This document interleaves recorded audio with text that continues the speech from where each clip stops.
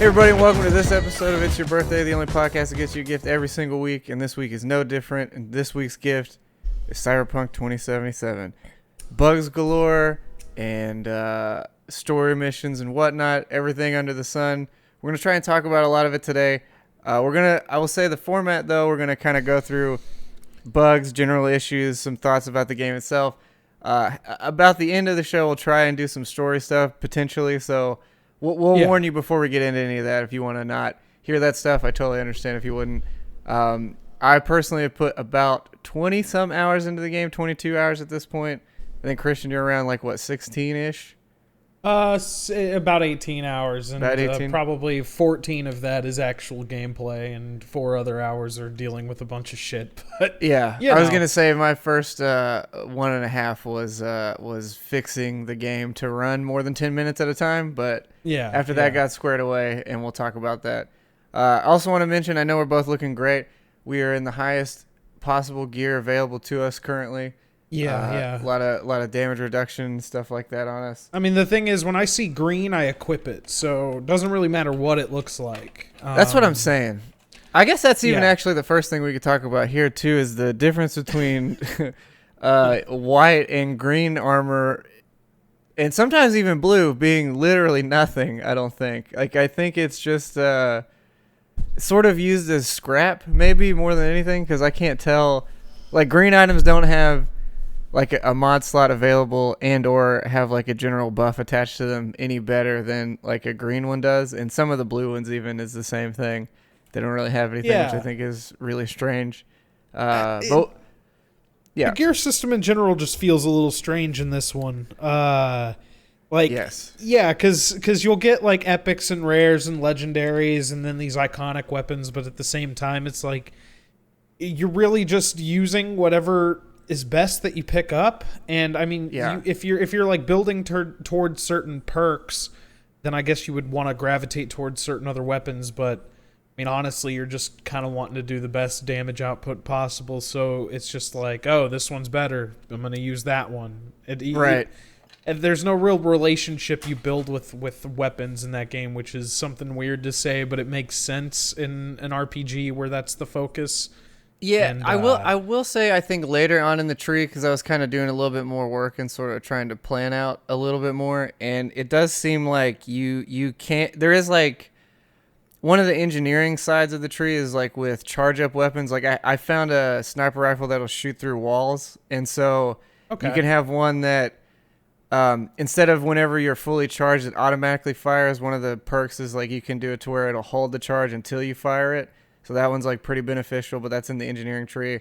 And then it'll be charge up, speed reduction, some stuff like that. So there are some things in that category that are there.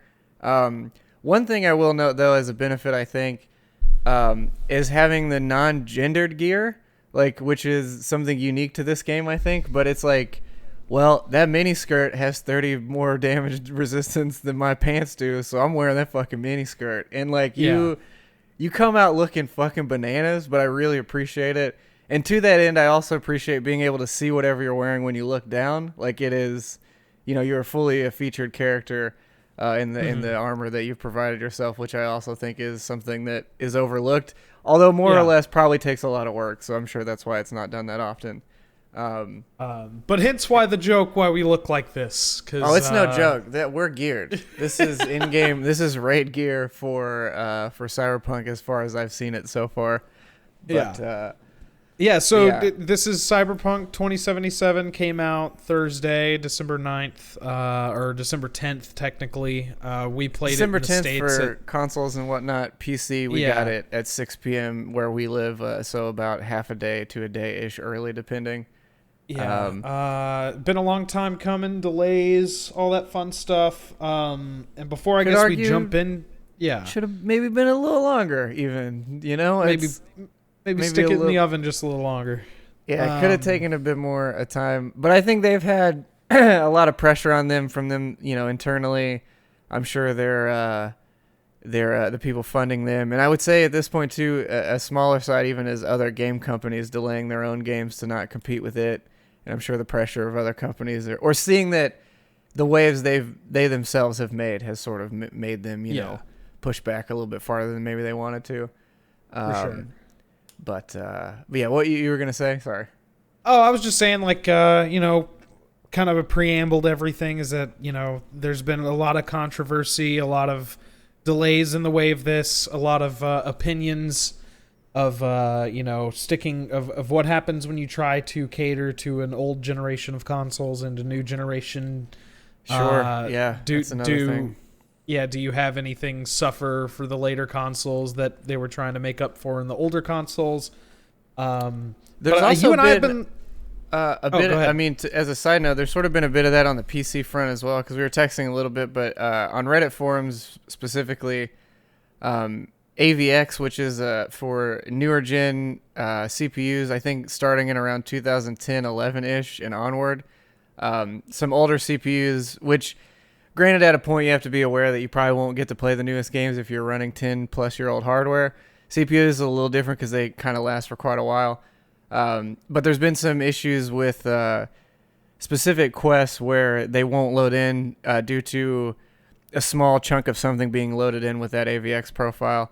And that's been a point of contingency. There's been some workarounds with it. Some people were saying, like, if you loaded an earlier save and then loaded in your newest save, it would sort of circumvent that a little bit. But, for example, like Death Stranding was one on PC that was like, hey, this is required. You have to have it or this game won't launch at all.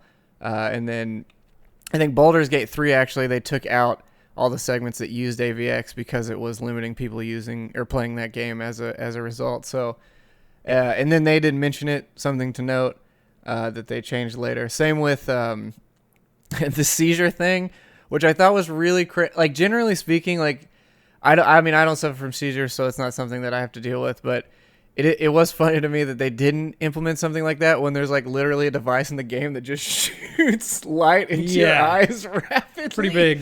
Pretty big oversight. The first time I put that thing on, I was like, holy shit. Okay, yeah, you guys should definitely put in a warning for this game. Holy crap. Like, it's like a literal seizure device in here. Yeah.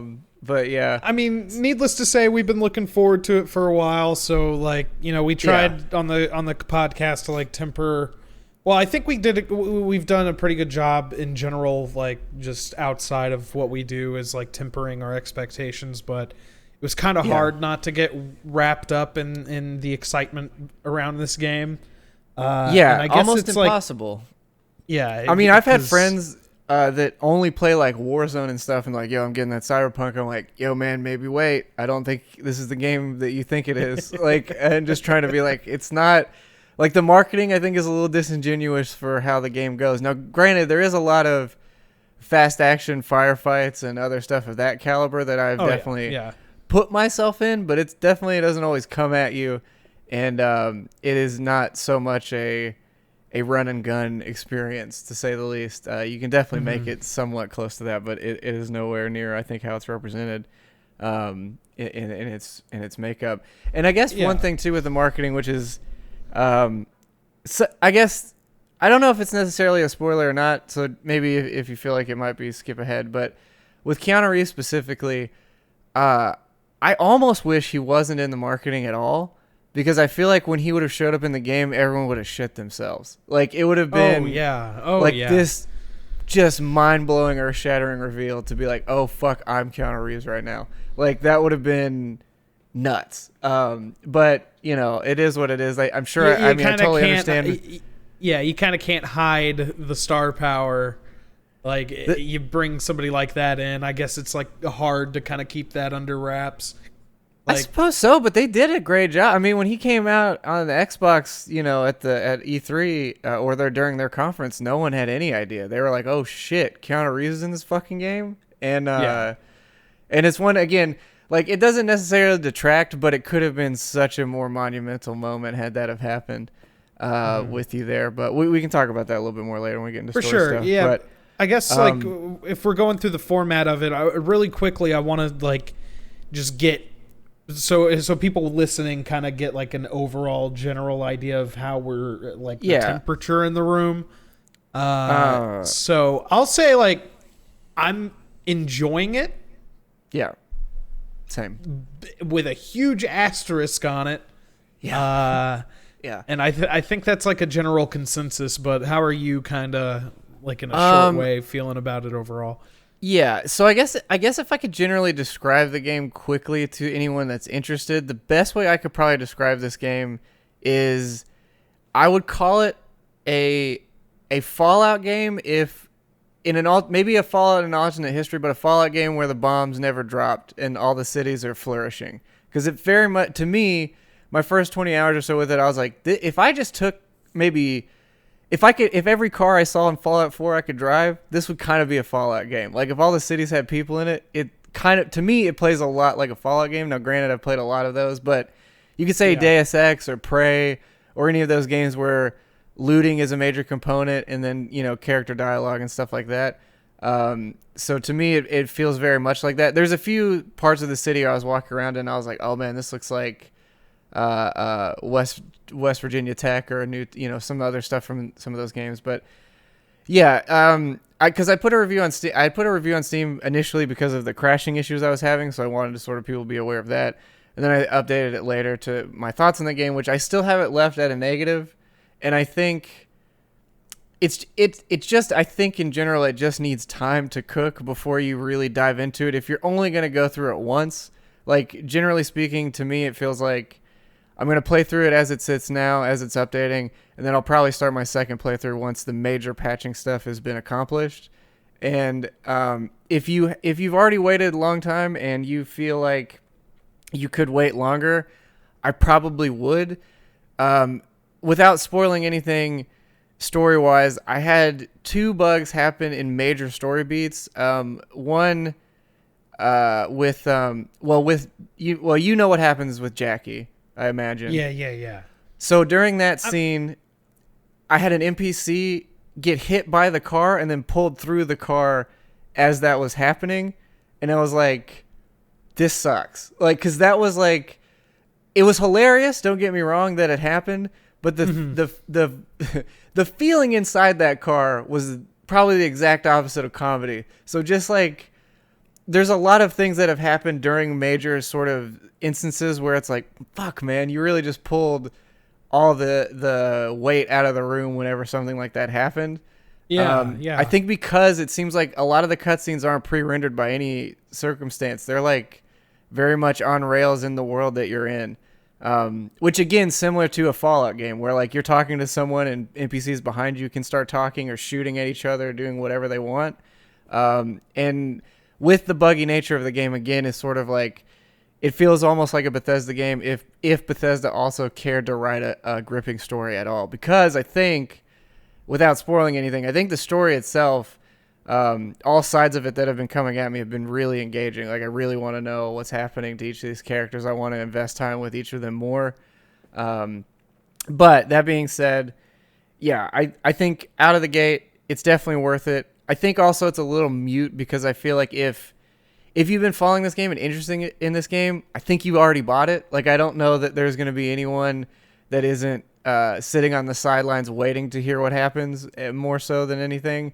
I mean, on Steam, I've seen a few of those types of people out there on like on Reddit and like a few Sure. other like groups I'm a part of. Like, kind of want the initial wave of this to die down and see where it goes, but.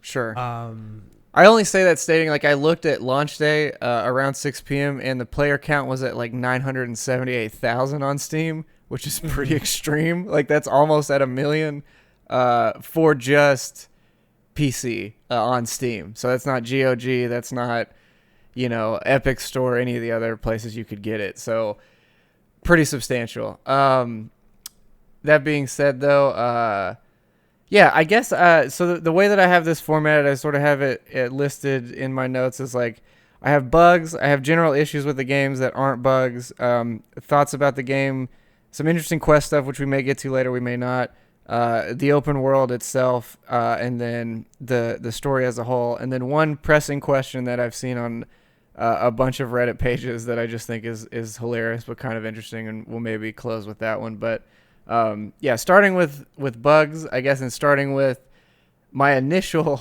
first hour and a half with this game was just trying to get the game to run itself. For posterity purposes, I'm running on a 9900K, 32 gigs of RAM, 2080 Ti, well above the system specs. Also on a 3.5 gigabyte NVMe SSD as far as speeds go. So nothing there should be limiting what's happening. And after several attempts, it would be like every 10 minutes, and it would be very strange. Like when it would crash, it would say like it would crash either in a cutscene or in while I was driving or while I was standing still. One time it crashed just by standing and loading in. It just automatically crashed for no reason. I've had plenty of that. Yeah. So it wasn't dependent on like population density, scene complexity, character model, anything like that. It was just every 5 to 15 minutes at some point it just decided to crash no matter what. And then so as far as that went, it was doing all the base stuff that you normally try to do. It's like verify the files, check your drivers, which there was a new driver update the day it came out. So the one that previously was for Cyberpunk, they released another new one specifically for that. Even after updating that, same thing, reinstalled the game completely, checked, BIOS stuff, checked Intel drivers for the chip, checked, turned one monitor off, turned the other one off, turned G-Sync on and off, V-Sync on and off, frame limits on and off, full screen, not full screen. Yeah, the whole gambit of everything. The whole gambit of literally everything I could possibly try, with the exception of RTX. I didn't even think about it because the performance was phenomenal before it would crash. I would say on par, if not higher, than having it turned off completely. Like it would run 120 plus frames, then it would freeze frame, audio would still play, crash the desktop every single time, no matter what. And that's the weirdest thing is generally you would think like, oh, with RTX on, that should tank performance no matter what's happening, just by the implementation of RTX we've had previously. But not the case here. So on their end, when it's working, it's running really well with that stuff enabled. Like it is running the way that you would want a game to run with that kind of stuff happening.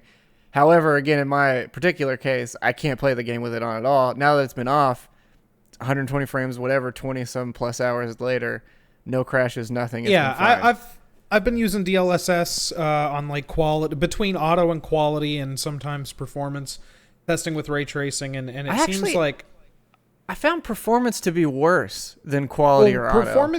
Performance looks worse, definitely. I don't know. Well, I've had it play worse, but like frame rate worse. Okay. Which I thought was weird because I thought that would be the one. Actually, quality seemed to run better than that. Quality runs pretty great. That's what I have it on right now, but I have to have RTX off. I have a 2060 Super, Ryzen 3900X. 32 gigs of RAM, like you said, and the 2060 Super, it's not supposed to really hold a candle with like what you got, but at the same time, it's a fairly capable card. And so when I have RTX on and I have it like set to medium with like shadows and reflections on, it runs great. It's just like you said, like for whatever reason, you just have like a bunch of crashing that occurs. But even with that off, sometimes I have like NVIDIA drivers crash. So it's been like a really weird like sequence of like trying to play the game technically, because also today they dropped a 3 gig patch. After that 3 gig patch dropped, I couldn't launch the game at all. Like it would get to the CD Projekt Red GOG launcher, and it would. That's interesting because mine was only 1.5 gigs. Mine was like 3 gigs or something. Huh. And, weird. Okay. Yeah, that patch hit. I couldn't play anything, so I had to go into App Data Local, CD Projekt Red, Cyberpunk, and delete everything in there, and then relaunch the game. It rebuilt, and it was fine. But it took me a while to get to that like resolution, and I kind of had to get there myself. Well, it's been weird too, because it's hard to tell. Like again, the usual suspects for performance aren't doing what they normally would, and then. The normal crashing stuff is also not normal for what usually happens either. So it's like it's just a really weird bag of like what's happening. The only thing I can say is like screen space reflections and volumetric lighting, turning those down a little bit also helped. Because mine defaults to like Psycho, which was again it was running fine without them or with it on, but I turned it down to like I think Ultra, and then I set it down later to high to see if it made a difference, but it didn't seem to at that point. Maybe medium would have, but I just left Well, it that's at the ultra thing, because it didn't because seem to make a difference. you and I have been through this several times through many game launches and like, playing Plenty different of them. games with different Yeah. requirements. And it's like, oh, this game over, like that's the one big barrier to PC gaming still. Like there's plenty of people out there. It's like, oh, just build a PC, quit fucking around with consoles. But at the same time, it's like what they're not telling you is like you'll sometimes spend like a couple hours trying to get something to work just right. Yeah. And that's especially the case here, but I think it's like across the board there are problems. Yeah. Well, this game and- too is also like insanely CPU dependent, which I wasn't anticipating. Like it's been running my CPU generally speaking at like 70% usage at all times, which is pretty crazy because generally it's like I don't know in the 40 to 50-ish percentage range or something like that. And also GPU usage is much lower than normal as well. It's like generally speaking, most games run about 65 to 70 degrees at maximum pretty much when they're running. This one has like stayed at a constant 60 degrees. So to me, it's not pushing the card very hard either, which is again also really weird considering that like it's using, it's DLSS, it's doing all this. I'm playing at 2K, it's like a lot of things that normally would be a hiccup or some kind of weird bottleneck have not been the issue here either.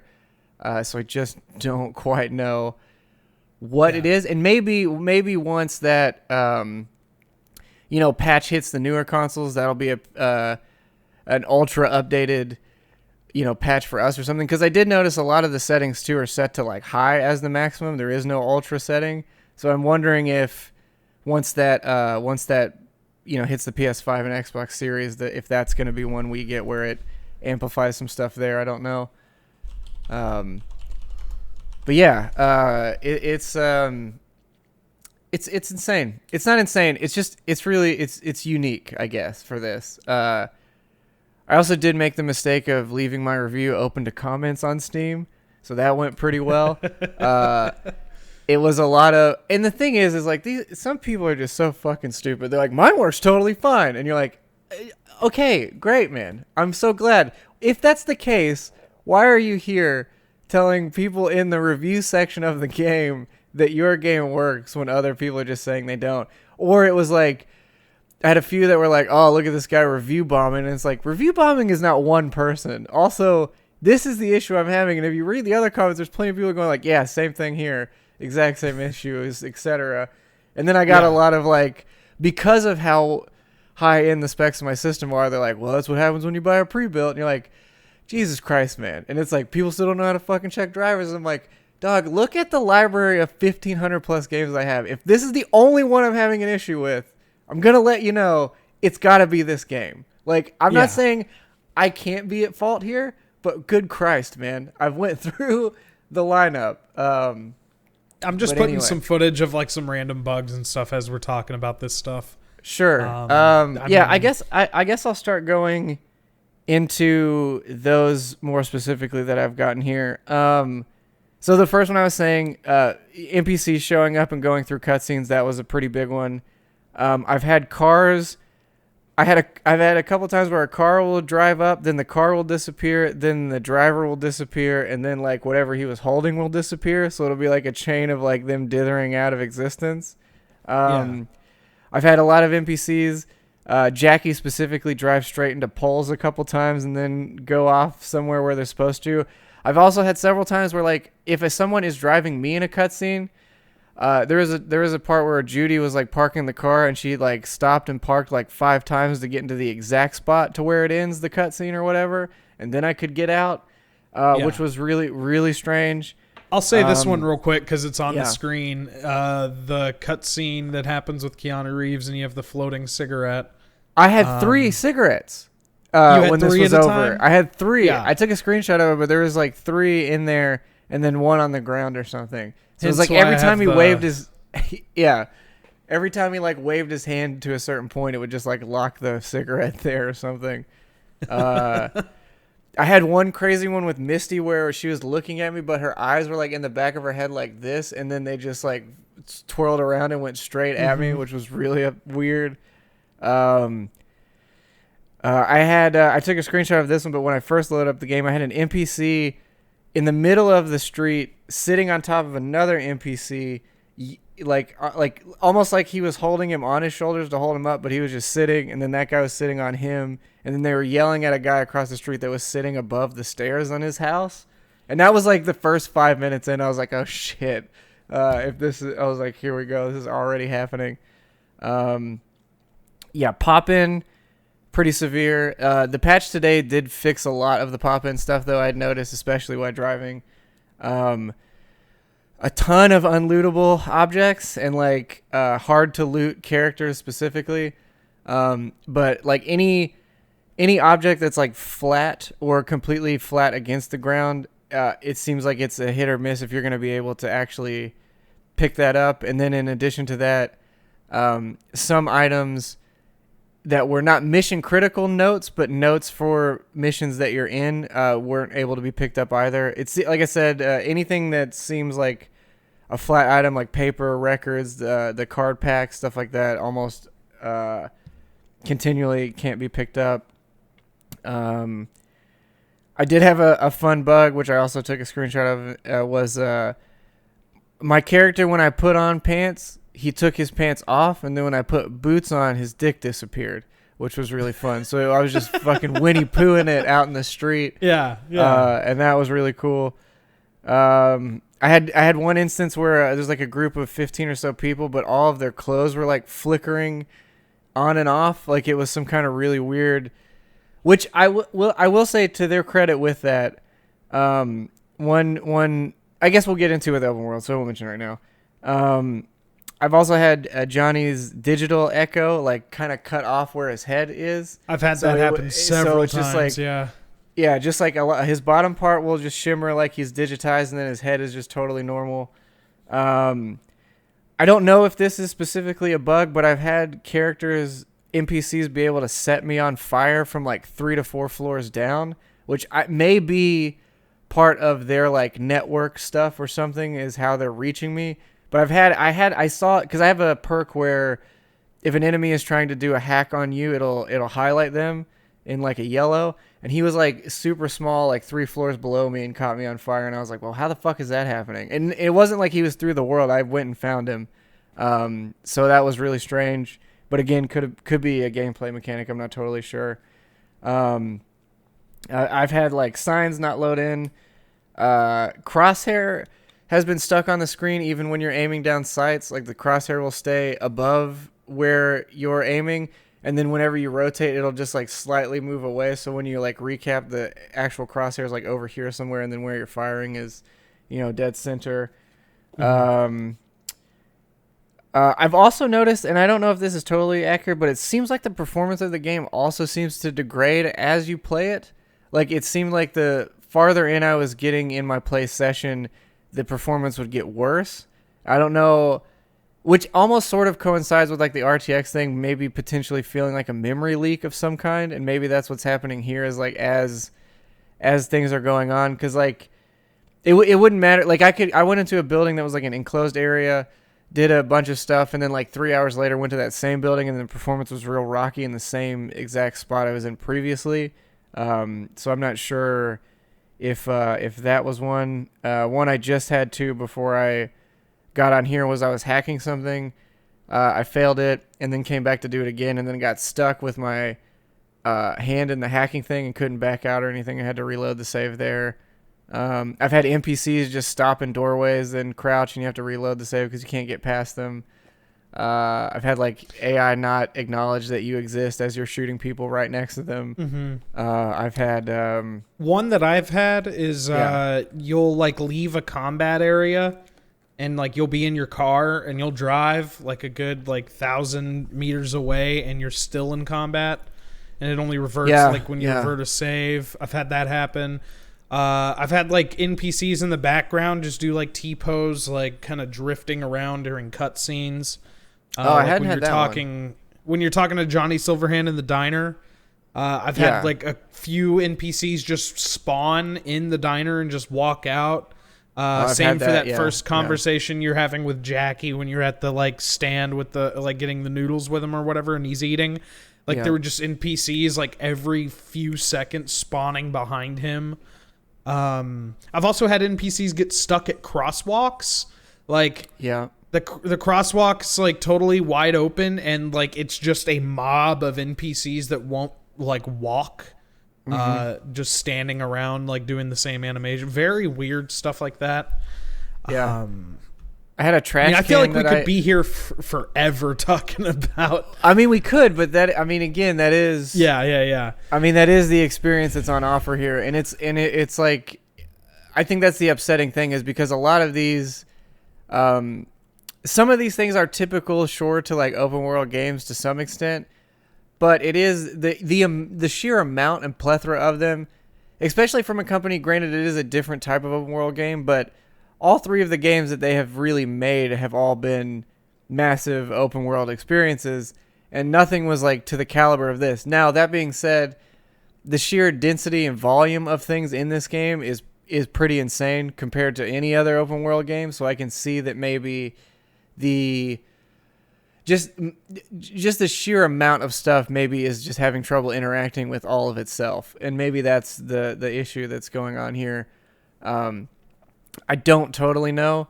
There was another thing I bring up too is somebody on the on Reddit had mentioned that it doesn't seem like that AI driving exists. Like it seems like they're all on some kind of set path, which I'm assuming they are in a lot of them anyway. But it seems like they don't seem to interact with each other well enough or acknowledge that you're in the road there or something. It's sort of, I don't know exactly. He experienced it. I'm not totally noticing it, but I do sort of understand what he was saying with just like that traffic does seem off for some reason. And I'm not quite sure why. I also have had a lot of cars at night not have lights on of any kind. So that's been kind of weird. And I don't know if that's like in accordance to me going in and out of the vehicle, or if it's just like the view in and out of the vehicle, or if it was just they just never spawned in, or if it was a distance thing or something. I don't know. But yeah, I guess for that we can move into like general issues with the game that are not bug related, just like stuff that has been. I guess starting off, the first thing I have is like, I think the inventory itself is a bit insane. It's like there's kind of like, especially if you look at a view of just your backpack itself, like without the dividers for certain items. Now, granted, you don't really ever have to look at that, but the fact that it's just like it's like how The Witcher was before they implemented the inventory update. Inventory update in The Witcher 3. It was just like a sheet of every available item that you own, and then with that too, like we sort of said when we started, is like some of the items don't really seem like they're any better or worse than what you already have, like other than just the one number, but you are constantly getting stuff all the time, like and that could be by nature of just the way that I play these games. Is like I hoard a bit when I play Fallout and other games like that.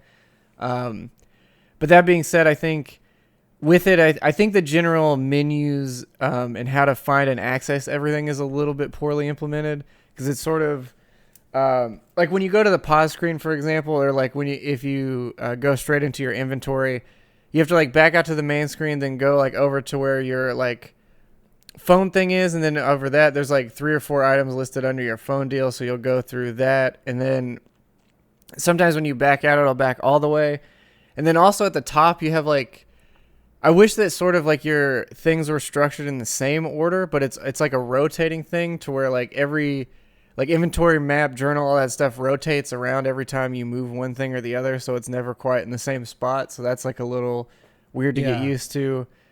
And you're seeing that right now in there. Yeah, so that's a bit extreme. One, the game really needs like a mass dismantle of items, because there's times where I'm having to press, Z like 50 some odd times to delete every gun I have to get components out of it for crafting or whatever. And that's, again, just like another weird oversight, which could totally be changed at any point. But it is strange that that's out of the gate how they've decided to do that, knowing that you'll have all these items and that none of them really sell for much of anything. So you're probably not going to do that. And that crafting is a somewhat major component, or at least enough to fill out 2 skill trees and some other stuff there. I've also found, and this is not necessarily an issue, but it is a bit weird, but so you know how like you have your like not health of a character, but you have like your like your body, cool, engineering, whatever, the attributes. Yeah, so they have a major stat, right? That'll be like, say it's at 7. Once you get like crafting to 7, it won't go any higher than 7. So if you keep crafting, you don't get any experience towards it or anything. Like it locks at whatever that base value is, and I assume that's everything across the board. So like if you're in body and you get like, if you have 8 in body and you get to 8 in fist fighting, I think, as far as I can tell, it stops at 8. So if you continue to fist fight, you don't get any experience additionally increasing your stats under that stat. That one has to go to 9 before you can then go farther into that, like the sub experience stuff, which another thing is like everything has an experience bar, like your street cred, your regular level, each of your subsets like boxing, fighting, fist fighting, all that stuff, which I like. That gives me incentive to do everything because it kind of gives you more stuff in there. And with the crafting itself, it's kind of weird how you actually get stuff. Like I think it's by hacking those like core points at the places that you go to. I will say with that, I hate the hacking minigame. I hate understand. It too. I don't like it at all. Yeah. I don't understand because the way it's set up seems like you should be able to get all 3 of them every time, which obviously is what I want. But then it starts to seem like there is like a rotator at the bottom that tells you what you'll be getting out of what tier you're going for. So it's like moderate amount of income, small amount of income, or substantial amount, or like generous amount of income, and then it'll say next to that like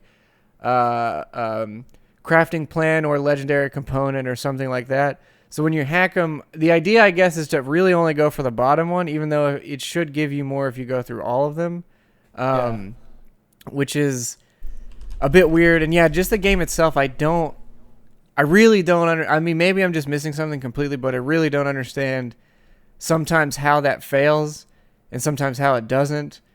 And like how you actually, I mean, this is a bit of a poor example because it's only giving you one option, but later on you get 3 or more, and then you're trying to, it's basically like it'll give you the sequence you need. You'll go in a row, but then when you have like 4 or 5 sets of numbers below it, it's not really clear how you're supposed to get all of them, because sometimes you'll get the one on the bottom row and it'll move the whole thing forward, but if then you go to the one for the next row above it, it'll fail it, and then it'll let you do like the middle and top, but not the bottom one now, even though the sequence is still, I don't know. It just doesn't make sense. It doesn't make any sense, yeah.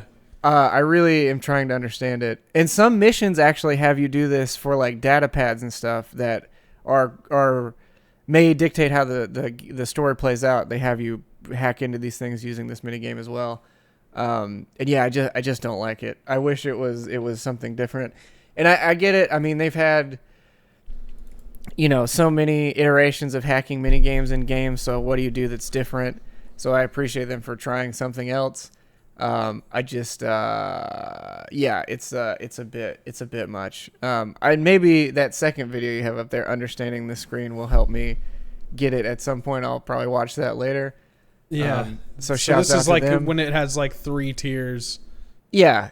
So it'll be like you'll get like, say you go to like 8B on the top, so then that'll unleash the row that has 8B in it or whatever. But it won't necessarily give you the option to get the next ones and some other stuff. Like, it's just really strange. And if this person understands it, that's great. I would love to hear how they actually explain it. I will put that on my watch later. That is because that could just be completely at the fault of me not knowing what I'm talking about. But I have found it to not be as intuitive as you would probably hope for it to be. Absolutely. It's no BioShock tubes going to the end goal. Oh, and what is? Because that's a great mini game in its own. Those were super fun. Not the best, but fun. They felt like they were decent. Game. They were decent. So It's there's like the that best one. example I can think of. Let's see. Yeah, side quests always having continual pop-ups. And narratively speaking, too, like anytime you go into a new area, whoever the gang leader there is, like automatically has your phone number and calls you, and he's like, "Hey, if you want some work," you're like, "Who the fuck is this dude?" Which Yeah. which is kind of fine because the way the Nomad starts out is like the sheriff immediately knows you're in town. So I imagine there's some kind of system in this world that pings whenever somebody's, chip or whatever reaches a certain the boundaries of the town, and they know someone showed up. So I kind of get that. Like, narratively, it kind of does make a little bit of sense, depending. But that's sort of, I haven't read anything in the game that says that explicitly. I'm sort of just going. I'm trying to at least give them the benefit of the doubt and go, that kind of makes sense with what's happening here. Yeah. Yeah. Which actually, in regard to get back to bugs, that's the other thing that kind of makes the bugs sort of hard to disclose it sometimes, is because the game is sort of set up like this weird glitchy hacked kind of world. Sometimes it's hard to tell if like that's a bug or if that's supposed to happen. Yeah. Or if they were sort of leaning too heavily on the fact that like, people would see that bug and they go, it meshes with the world well enough or something. Like, it just, some things seem a little off put there. When you were talking about bugs, one that I forgot to bring up was I've called my vehicle and it's done like this weird, like rapid rotation toward me. Like Okay. I stepped like in front of it and it knocked me down. Like a car ran over me and it just kept going. And then I hit the summon car button again and it was like right in front of me. I haven't had that. I have had the car straight up run over me a couple times though. Like, it's just kept going, and then which I gotta say though, I do like that again because narratively it makes sense. We already have self-driving car. Actually, there's cars that if you hit an app, it'll unpark itself and drive to where you are at the mall or whatever. So that that's just that's cool. But and I think that works too. I also found that if you just tap the button instead of holding it, it'll just summon whatever last vehicle you use, which is neat. That stuff all works pretty well. I will say, I guess, while we're at that, is the FOV inside the car, I think, is kind of bad. I wish it was, like, pulled back a little bit more. I feel like you're really, like, on the wheel, and I don't drive like that. I drive back quite a bit farther. Because generally in first-person or third-person games even, or like GTA, for example, I always drive in first person, which is weird for most people, but I really like driving in first person in that game. And particularly in the motorcycles as well. To that end, though, I think a lot of the cars, or at least the ones I've experienced so far, have been pretty floaty. Like, especially when you hit stuff, like, they're just, like, they have no weight to them whatsoever sometimes. I'll say, like, coming from The Witcher, where it's like, they're the people that brought you Roach. Like, I was expecting far worse, but it's actually not as bad as you might think going into it. No. I don't think the driving is bad in principle. Like, it feels fine most of the time. It's just like it needs some tweaking, I think, for sure. Of course, like, yeah. It's not perfect, but for their attempt, it's not Roach. It's not like an uncontrollable horse. No. They drive okay, and they all feel pretty distinct. There's like vehicles that definitely feel more unwieldy than others, and I guess my only grievance is maybe it's just because I was using one of the starter bikes, but there's been times where in Grand Theft Auto 5 I'll just sit for like, I don't know, an hour or two and just drive around on the motorcycle as fast as I can, just weaving through stuff just for the hell of it, because I enjoy driving those motorcycles so much. Maybe I need to do some more of it. I have also tried, I feel like obvious, but it does feel way better on the controller than it does on the keyboard to drive the cars, for sure. I play this just like I play GTA. I play like the shooting segments and a lot of that stuff. Yeah, when you get out of the car, controller like right there. Yeah, exactly. So. That's how I've been doing it as well. By the way, what section are we on in your evaluation right now? We're still in just like general non-bugs, general issues, not bugs. Because I have a couple, but we'll get to it. I just want you to. I've got maybe 4 or 5 left. They're not anything super huge. Some of them we already talked about, actually, looking at it. The remapping options are a bit limited, which is a little weird for a PC game, but some stuff it just will straight up not let you do it. It'll be like, no, that button's already something else, and it's like, yeah, change that button, and then I'll change this one. There's also no way to, like, in most games, there's like the reload button, like Fallout, for example. You hold reload and you holster your weapon. Yes, I know. In this one, yes. you have to hold Alt, go to the wheel that says like. Actually, so you don't. You can double tap it. You can double tap Alt. Yes.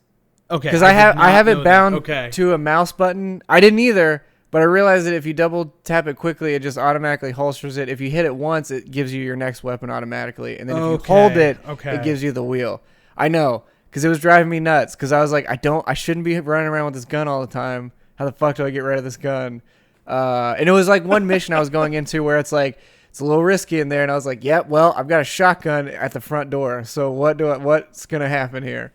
Yeah, for sure. So I had to look it up. But yeah, double tapping apparently will just do it. Or at least it has on my end. Maybe because it's remapped to another button. I don't know. But it seems like it works. Yeah, there are some limited options in there. I know that there's a few things that I've looked for that, like, I know I can do it, but I can't seem to remap it. I'm trying to recall some of them, but there definitely have been instances. Well, some people were saying left-handed people specifically, like with using the mouse with their left hand and keyboard with the right, not being able to remap like WSAD, some other stuff the way they need to actually play the game, which is kind of a bummer. I mean, for them, it's a huge bummer. Another big general issue I have, just one real quick, is that speaking of driving, the radio doesn't tell you what artists are playing unless I'm missing something. Okay, like, so you have to hold the radio button to change stations, and then on where the station is playing, I believe it cycles through what is being played.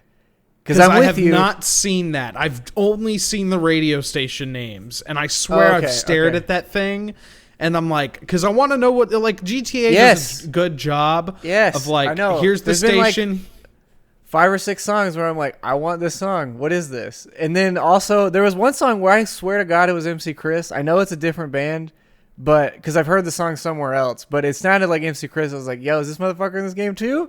And was trying to, like, find it somewhere. But yeah, that was a huge bummer because I find a lot of good music in games that have, like, proper artists and stuff. As example, oddly enough, Death Stranding, maybe one of the better ones, because it was like every time the song started, it was just like, here's the artist in the song, brother, and it's like, go with Christ. I was like, thank you. Low Roar, I can remember that. Good band. Phenomenal soundtrack to that game, and this one's really good too. I've really enjoyed a lot of the music I've heard. They just do not do a good job of putting it in front of you. They just really don't. And maybe that has to do with the weird streamer conflict thing that came up recently. Maybe it was in there previously, and they're like, oh, we got to take that out too, or something. I don't know. But I would love an option to know what is being played. Because, especially playing the whole thing with headphones, I can't, like, even pull up, my Shazam or whatever the hell and go, what is this? I'm totally with you on that one. I'm glad you brought that up because I didn't put that in here, but that is definitely one. This, I don't know if this is a bug. It's also kind of a benefit. But what I've been doing with skill points is generally I've not been putting them in for a while. And I found that in conversations and other stuff, you can just go straight to your inventory and then add a skill point and pass a skill check. So if it's like I have 5 tech, but to get this conversation check, I need 6, I can just go in the menu and add that point to that and then go through it. Which is, it's circumventing the system, I guess, but I don't know if it's in there intentionally or not.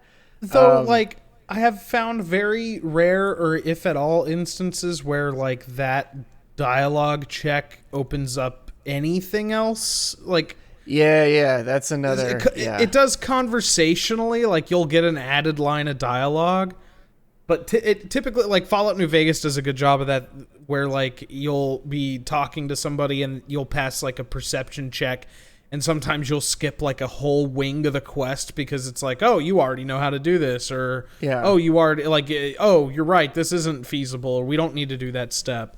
I haven't felt like those choices have been very groundbreaking to the experience in general. But and I have found too that sometimes, like, the blue dialogue you talk about, will give you information. Then when you go to the yellow one, it'll basically reiterate that same information that you just talked about. Yeah. And it'll be like, it's like, so and so works for this guy. And I was like, oh, who's that? And then it'll be this. And he goes, oh yeah, that's the mob boss for this. I'm like, you just told me though. Like, I know. We just did that.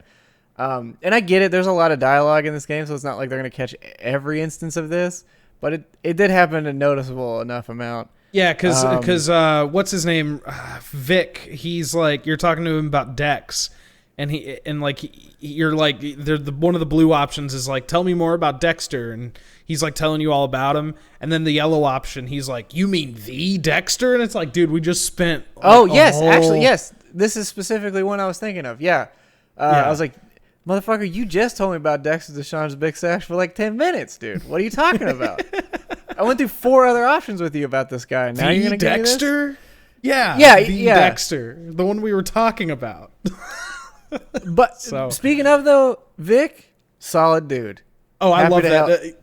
Happy to help. We'll get there, but we'll get there. But Vic, I think the characters are in general have been pretty fucking good. Either you love him or you hate him, or you're just not sure about him. But there's always an emotion tied to him. Nobody has felt like devoid of any emotion, which I think is huge for games like this. For sure. Yeah, and to that end with the skill point thing, I've primarily done it for doors and other things where it's like you need 8 to open this door, and I was like, oh well, I'm at 7, so let me just put it in there instead. Because again, the actual overall benefit of those is not usually that grand. It's like 5.5% more armor, 2% more of this, whatever.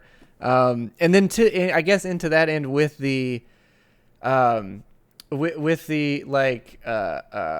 menu stuff again is like, finding your implants, finding your deck of abilities that you can quick hack with in your menu somewhere else hidden as well.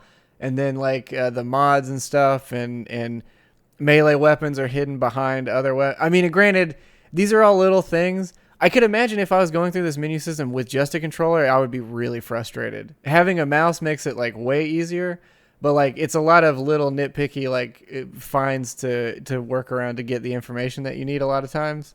And also you have to spec pretty far in to actually be able to take mods out of equipment. That's not really a issue, but like I have a vest I've been carrying since level 10 because it has a mod in it that's like 30% chance to crit just like in the thing. And it's like, one, you have to spend like, oh my God, like, well, at this point, like 20 hours almost worth of material to upgrade that thing 1 level, that vest. So I'm like, fuck that. I'm just going to spec out until I can rip it out of there because there's no way I'm going to just wait the whole time for this or upgrade this, with all these epic components and all that stuff.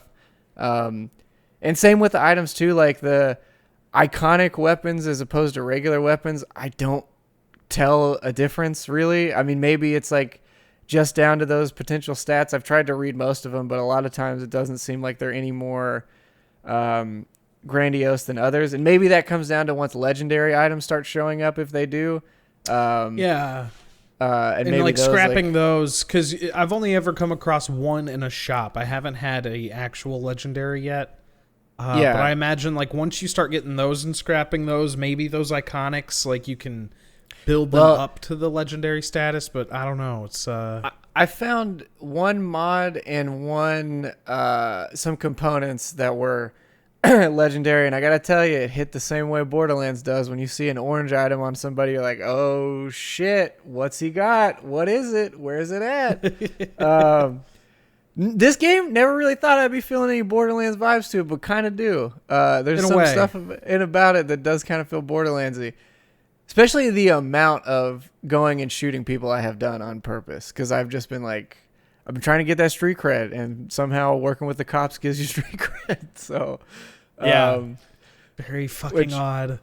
I kind of get it though. It's sort of like, because you're not necessarily working with the police, so to speak. They're kind of like, I don't know. You're kind of cleaning up work they don't want to do. In a way, yeah. I mean, the way I see it, it's just you're killing gangsters. Exactly. Like, I was about to say. No matter how you slice it. I mean, like that's absolutely. Basically it. I think that's the only major ones as far as issues I've had that are not Yeah, just bugs, like just specific stuff. Okay. I'm sorry. One smaller one. Um, well, two, I guess. One, I don't know why we have encumbrance at all. Because I can carry like 85 guns on me at all times, so I don't know what the point of having it at all is. Maybe Yeah. it's just so you like check in on it and go, "Hey, I've got guns here," and That's how I then felt about The Witcher. So I eventually just like through Nexus mods just got rid of encumbrance entirely in The Witcher because it's like yeah, it never felt like it doesn't feel like it's not like a fucking survival game where it's like, oh shit, I can only carry like 50 pounds. I gotta like make a decision. Do I want to carry the Gauss rifle? Do I want to carry the shotgun? No, in like that game, you can just carry whatever. So it's like, why the fuck would I like differentiate between these axes and like these silver? And it just made no sense. So I just ended up getting rid of encumbrance entirely. And literally, the first like point you can put in Brawler is like increase your carry capacity by like 60 or something. And I was like, well, then okay, yeah, obviously I'm going to pick up way too much shit because especially early on because it's like, I don't know what's important yet. Like, I don't know what's going to be what, so I got to grab all of it just to make sure. And then knowing crafting is a thing, it's like, okay, well, I'm sure I'll break this shit down at some point. So yeah, that's a little strange. I'm just not quite sure why it's there. And to that end, you know all the food and shit you pick up you can eat? Because it's hidden in your inventory also, and I didn't know that you could get to it. So that's the other thing that I did with The Witcher, because it has a lot of the same inventory systems as The Witcher does.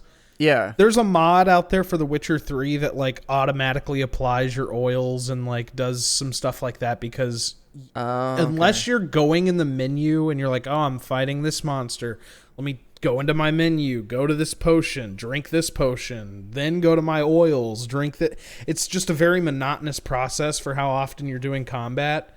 So I imagine like once mods hit this game, that might be one thing is that like, oh, you're going into combat. Let's go ahead and just like auto consume, dude, like some buffs for you.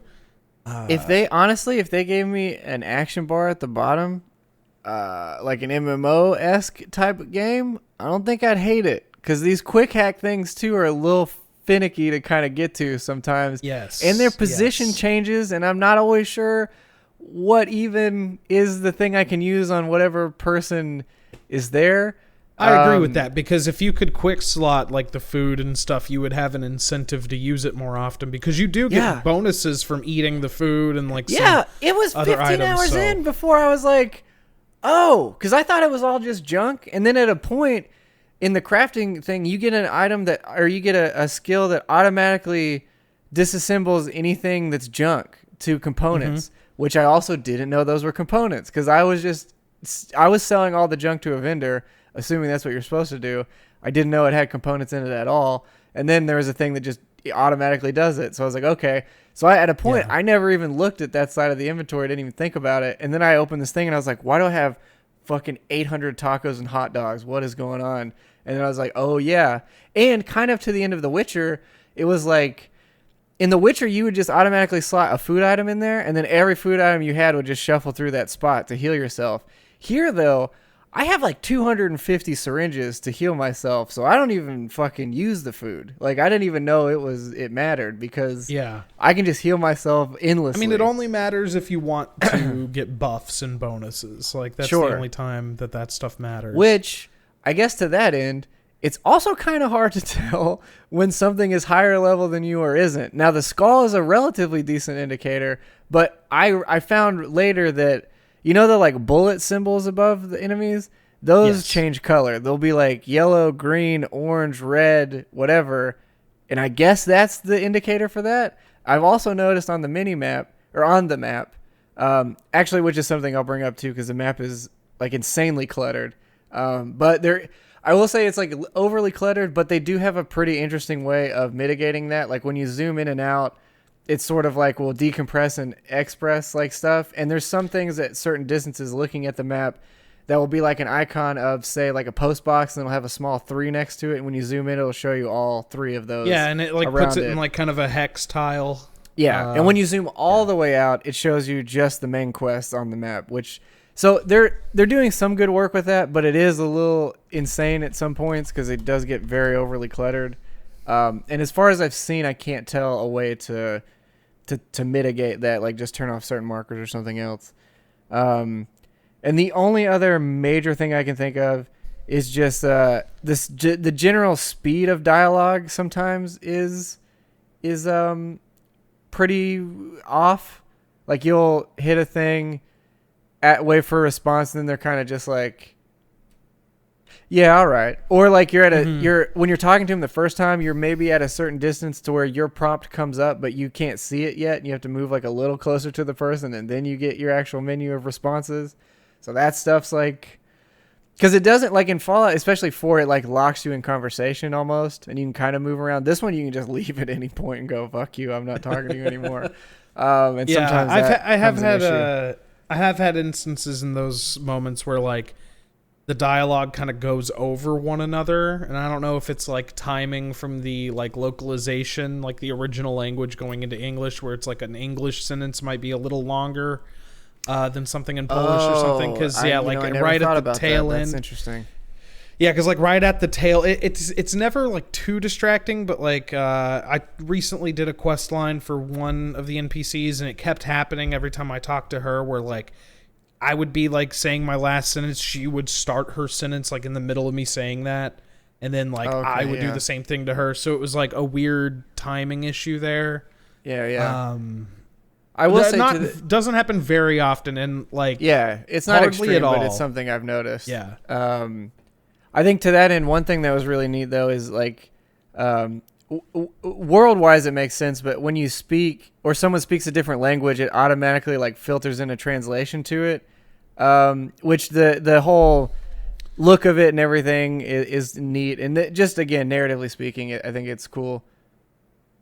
I think it's just really neat that it does that. But yeah, if you want, we can take a quick break and then get into some like general thoughts about the game, and then some quest stuff, or we could talk a little bit about the open world first and then move on to a break. Yeah, we'll come back. We'll come back and finish up. All right, guys, we'll see you in just a second. All right, everybody, welcome back. We're gonna get back into it. I would say at this point, maybe be weary of spoiler stuff a little bit. We're gonna try to keep it even farther back, and I'll let you know again before something happens. But yeah, of course. At this point, it is a no holds bar. So if something happens, we are sorry, but this is the disclaimer. This half may include some stuff you don't want to hear yet. So just bear that in mind. But yeah, I guess I'll start with the open world because that's a little safer, just as the world itself, not so much like what happens in it, but the world at large. And I'll say, generally speaking, like, it's gorgeous. Like, the world itself is brimming with life, I think, is a good way to put it, and a joy, I think, overall to be in, if you can look past a lot of the graphical hangups and other stuff. When you actually get to experience the world as it is, it's great, and it to me is gigantic. Like I could not tell you how big this game actually is, because it seems like every time I go somewhere, even sometimes if I've been to the same place again, I don't recognize it. Like everything feels very vertical in scope, but also compacted in a way that it seems like something is always happening somewhere, whether it be gang hideout, shop, whatever. And there's a staggering number of places that you can just go inside of that you would not normally think you could in a game of this size. Yeah, and it's also just colossal, man. Like the sheer amount of scale that you get, like playing GTA, I mean, comparing to other open world games, but like even playing GTA 5, like you don't feel as insignificant in that game as this city makes you feel in here, because the verticality is insane. Like, yeah. Well, and I was gonna say, like, even when I was driving through the city center, which is like a location on the map, I was like, oh yeah, like it felt like I was in downtown Dallas or something for a bit, where I was just like, oh yeah, everything around me is gigantic. The roads are really cramped. Like there's tunnels and stuff under buildings and areas and shit. Like it felt, I would say maybe to their credit too, a lot of the places that they're taking you, albeit feel futuristic, but definitely feel very much like what they're trying to represent. Like again, the city itself, some of the slum areas, the coastal areas do also, the outskirts, and then and going, there was one mission I did, which I'm sure you did at this point too, but going into a hotel that, having stayed in a lot of nice hotels when I was on the road for a couple of years, really felt like a nice hotel. It didn't feel like for instance in like Hitman 2, there's like a few missions where you're in hotels and they feel like overly gaudy and somewhat unrealistic for what they are. This one felt expensive and rich for my blood, but having been in ones that were like that, it felt like a hotel did. Like it just, there's something about every place I've been felt right. And like you were mentioning earlier with that mission where you're talking to Jackie at the sushi spot, like when you look down, there's like stickers on the counter and all this other stuff. Like just the amount of detail with these like little insignificant things is really extreme. Like they're like, and all the crosswalks talk to you like they would. All the road signs work the way they're supposed to.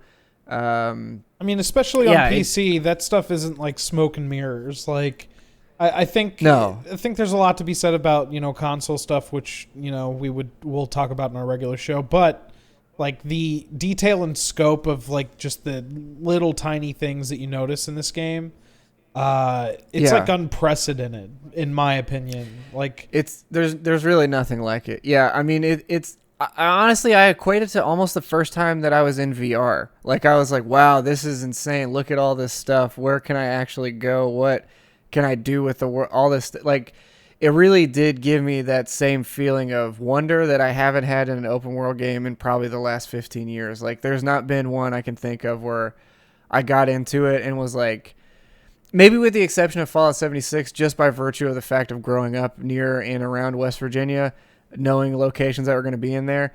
Outside from that, like I can't think of an open world I've been in where I've like been generally like overwhelmed and excited to be in it.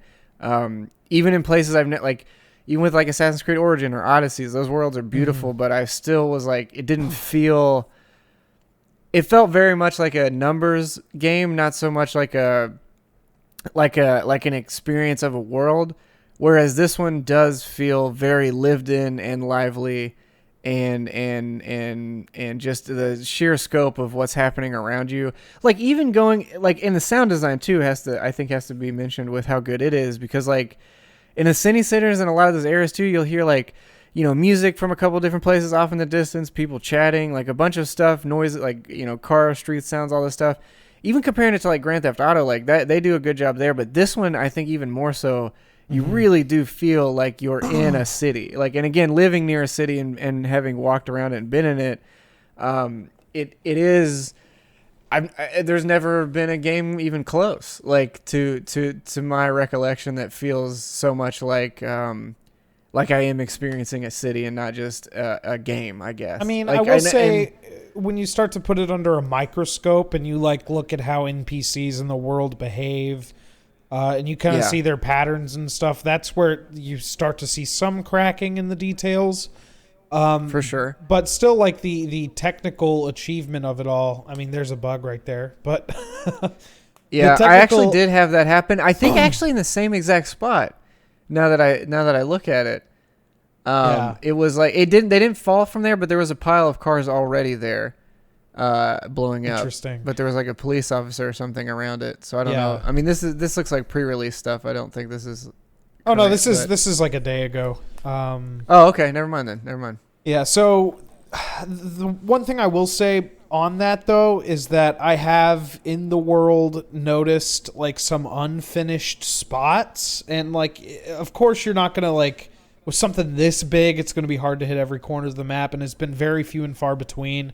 But I've seen like some foliage, like decorations in the world kind of floating with no like surfaces.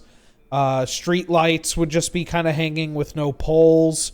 Some things here and there, but overall, like I said, that's like when you start to really put it under a microscope. Yeah. And Well, some and of those that, could be bugs too with just the general loading in of stuff as well. It might not even be that they didn't finish it specifically. It just didn't happen to pop in because that's yeah. been some issue I've seen there.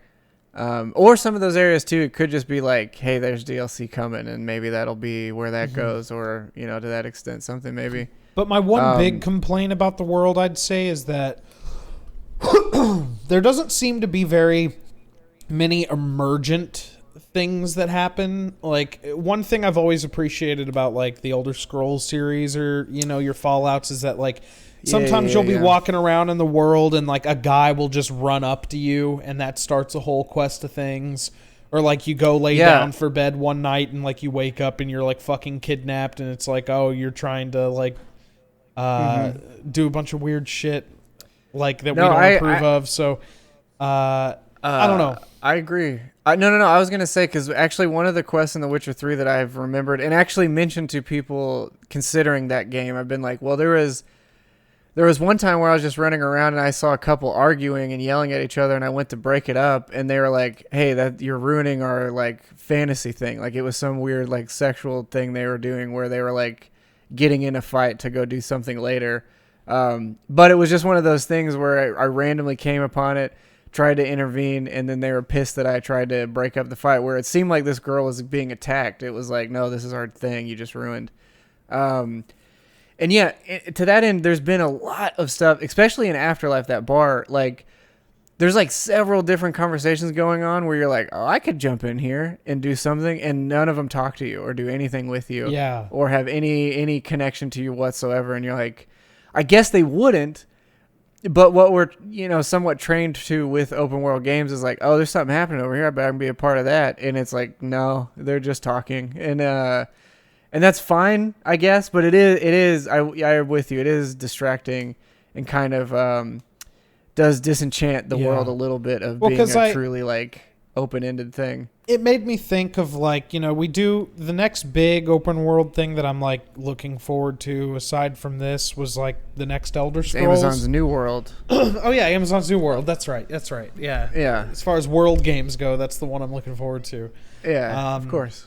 No, like so thinking about like how grandiose the scale of this game is and the detail in some aspects, but thinking about like the emergent things and stuff like that, I hope that moving forward, this like kind of starts a conversation of like how do we make our worlds detailed but also make you feel like you're maybe a part of it a little bit better, because in this the only Yeah. emergent stuff that you have is really like you're driving around and it's like, oh, there's gang activity, stop here and fight them, and it's like, okay.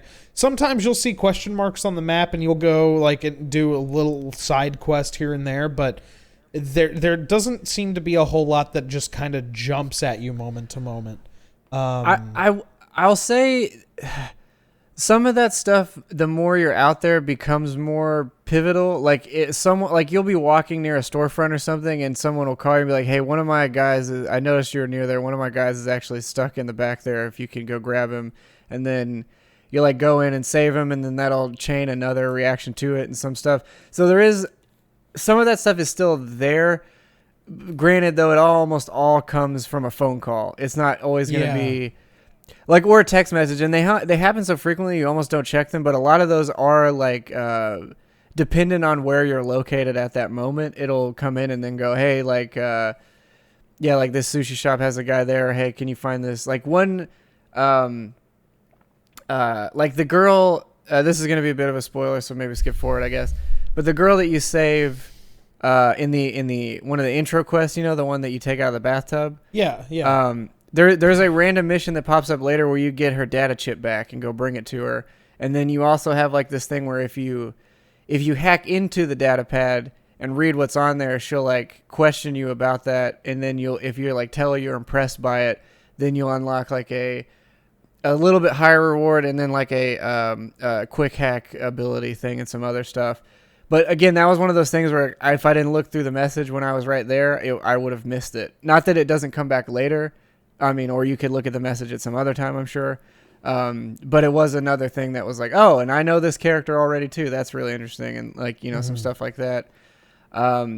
to the end of quests with The Witcher 2, there are definitely quests too that you can completely fail, which you can't do anything about, and I've had that happen already. I haven't had any of those pop guy. up yet. But Well, there's no way of knowing, I guess, if it will or not, because this one I had no idea it was failable, or that any were failable, because I'd up until this point done probably 30 or 40 other ones. yeah, But this one was like a 3 or 4 parter, and then at the end of it, I guess I didn't say the right thing on the thing beforehand, and then that failed it. Which is kind of good to know, I guess. So for next playthroughs, or just that there is some impact to what you're doing. mm-hmm. And then one other quick thing about the NPCs in general, I definitely agree with what you're saying there. I would say one thing that is I think it helps with the overall immersion is like I have looked at probably 300 to 400 NPCs. I've seen maybe like 4 that look the same.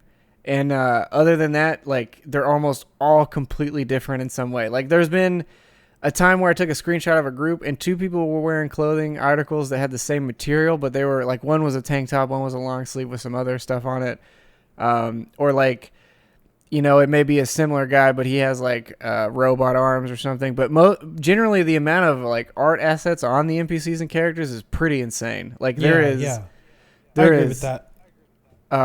like until I started like really, really trying to look for it, did I start to find like, oh, there's the same person kind of, but they almost always have like something a little different. But generally speaking, there's a lot, and there's a ton of NPCs in this game, like just walking around, like a shit ton, like Hitman levels of NPCs just around, which for an open world is pretty substantial, because generally you don't get, you know, more than 5 or 6 on screen at a time, and I'd say there's easily at times like 40 or more.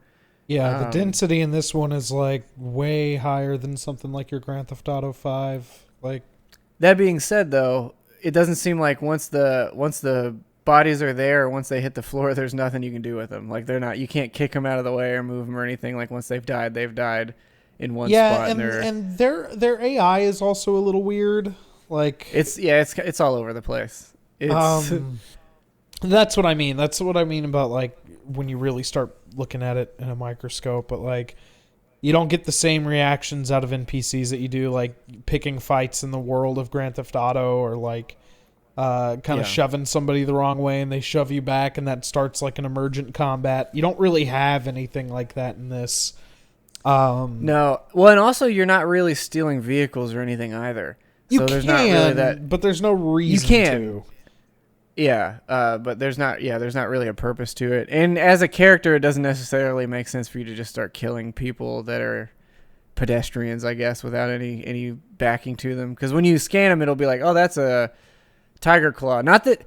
That's the other thing too, is it doesn't seem like there's any faction system either to make these characters, you know, like it meaningful. If you're killing a shit ton of tiger claws, there's not like any. It seems like real benefit or repercussion to it. Yeah. Other than maybe the NPC that gave it to you is happy with you, so they'll give you more stuff to do. But and that's what I wonder if like that was something on the cutting room floor, or like, you know, because there is the online stuff that is going to come at some point. So I wonder if that starts to what is that? Because I haven't heard anything about this. So they haven't said really anything. They have said that they've partnered with a company that does like multiplayer experiences, and that they want to launch this game with some component of multiplayer, but it won't come at launch, and it'll be a very long time until we see what that is. But the world at times feels like it's setting itself up for that, because like you said, the like different factions and stuff, they're all represented on the map, but all that really boils down to is like, you go to an area, a fixer is in this location, they have a certain like affiliation, you do stuff for them. Yeah. You'll like notice in certain areas there's like gang members, like rival gang members, like fighting each other, but like when you get in the middle, you're kind of fighting everybody. So it's like, some of that stuff's a little weird.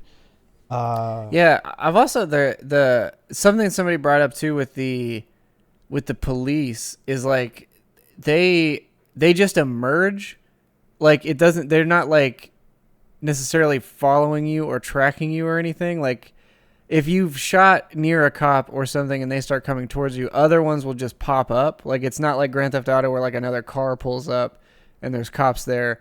This one will be like they're just sort of there, and they don't, as far as I can tell, they don't chase you.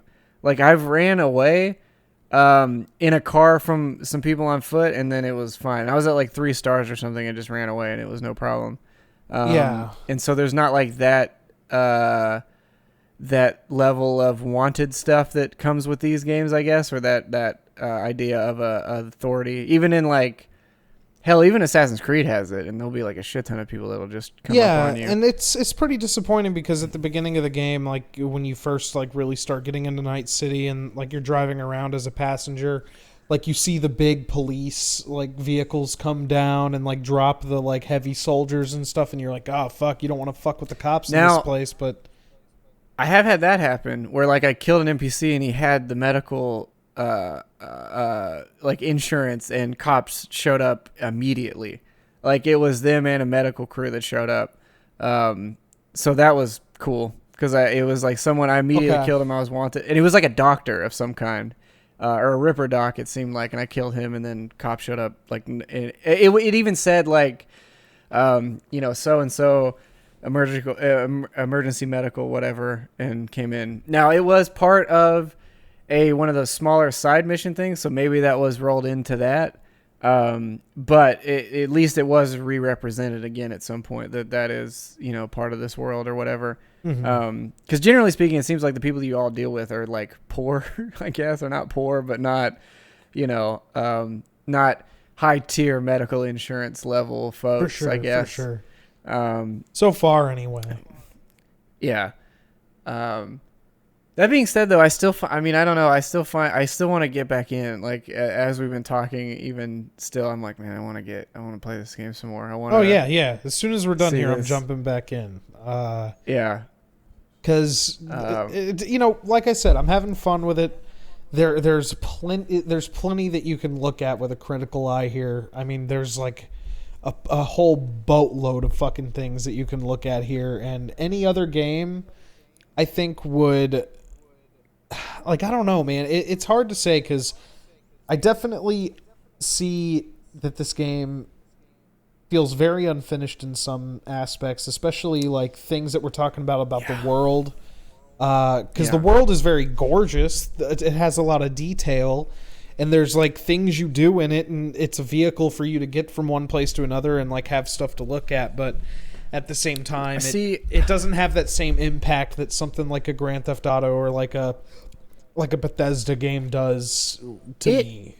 Anyway, it almost feels like, I think at the end of 2021, this is going to be a very different experience, I think, as a whole. I feel like anyway, like with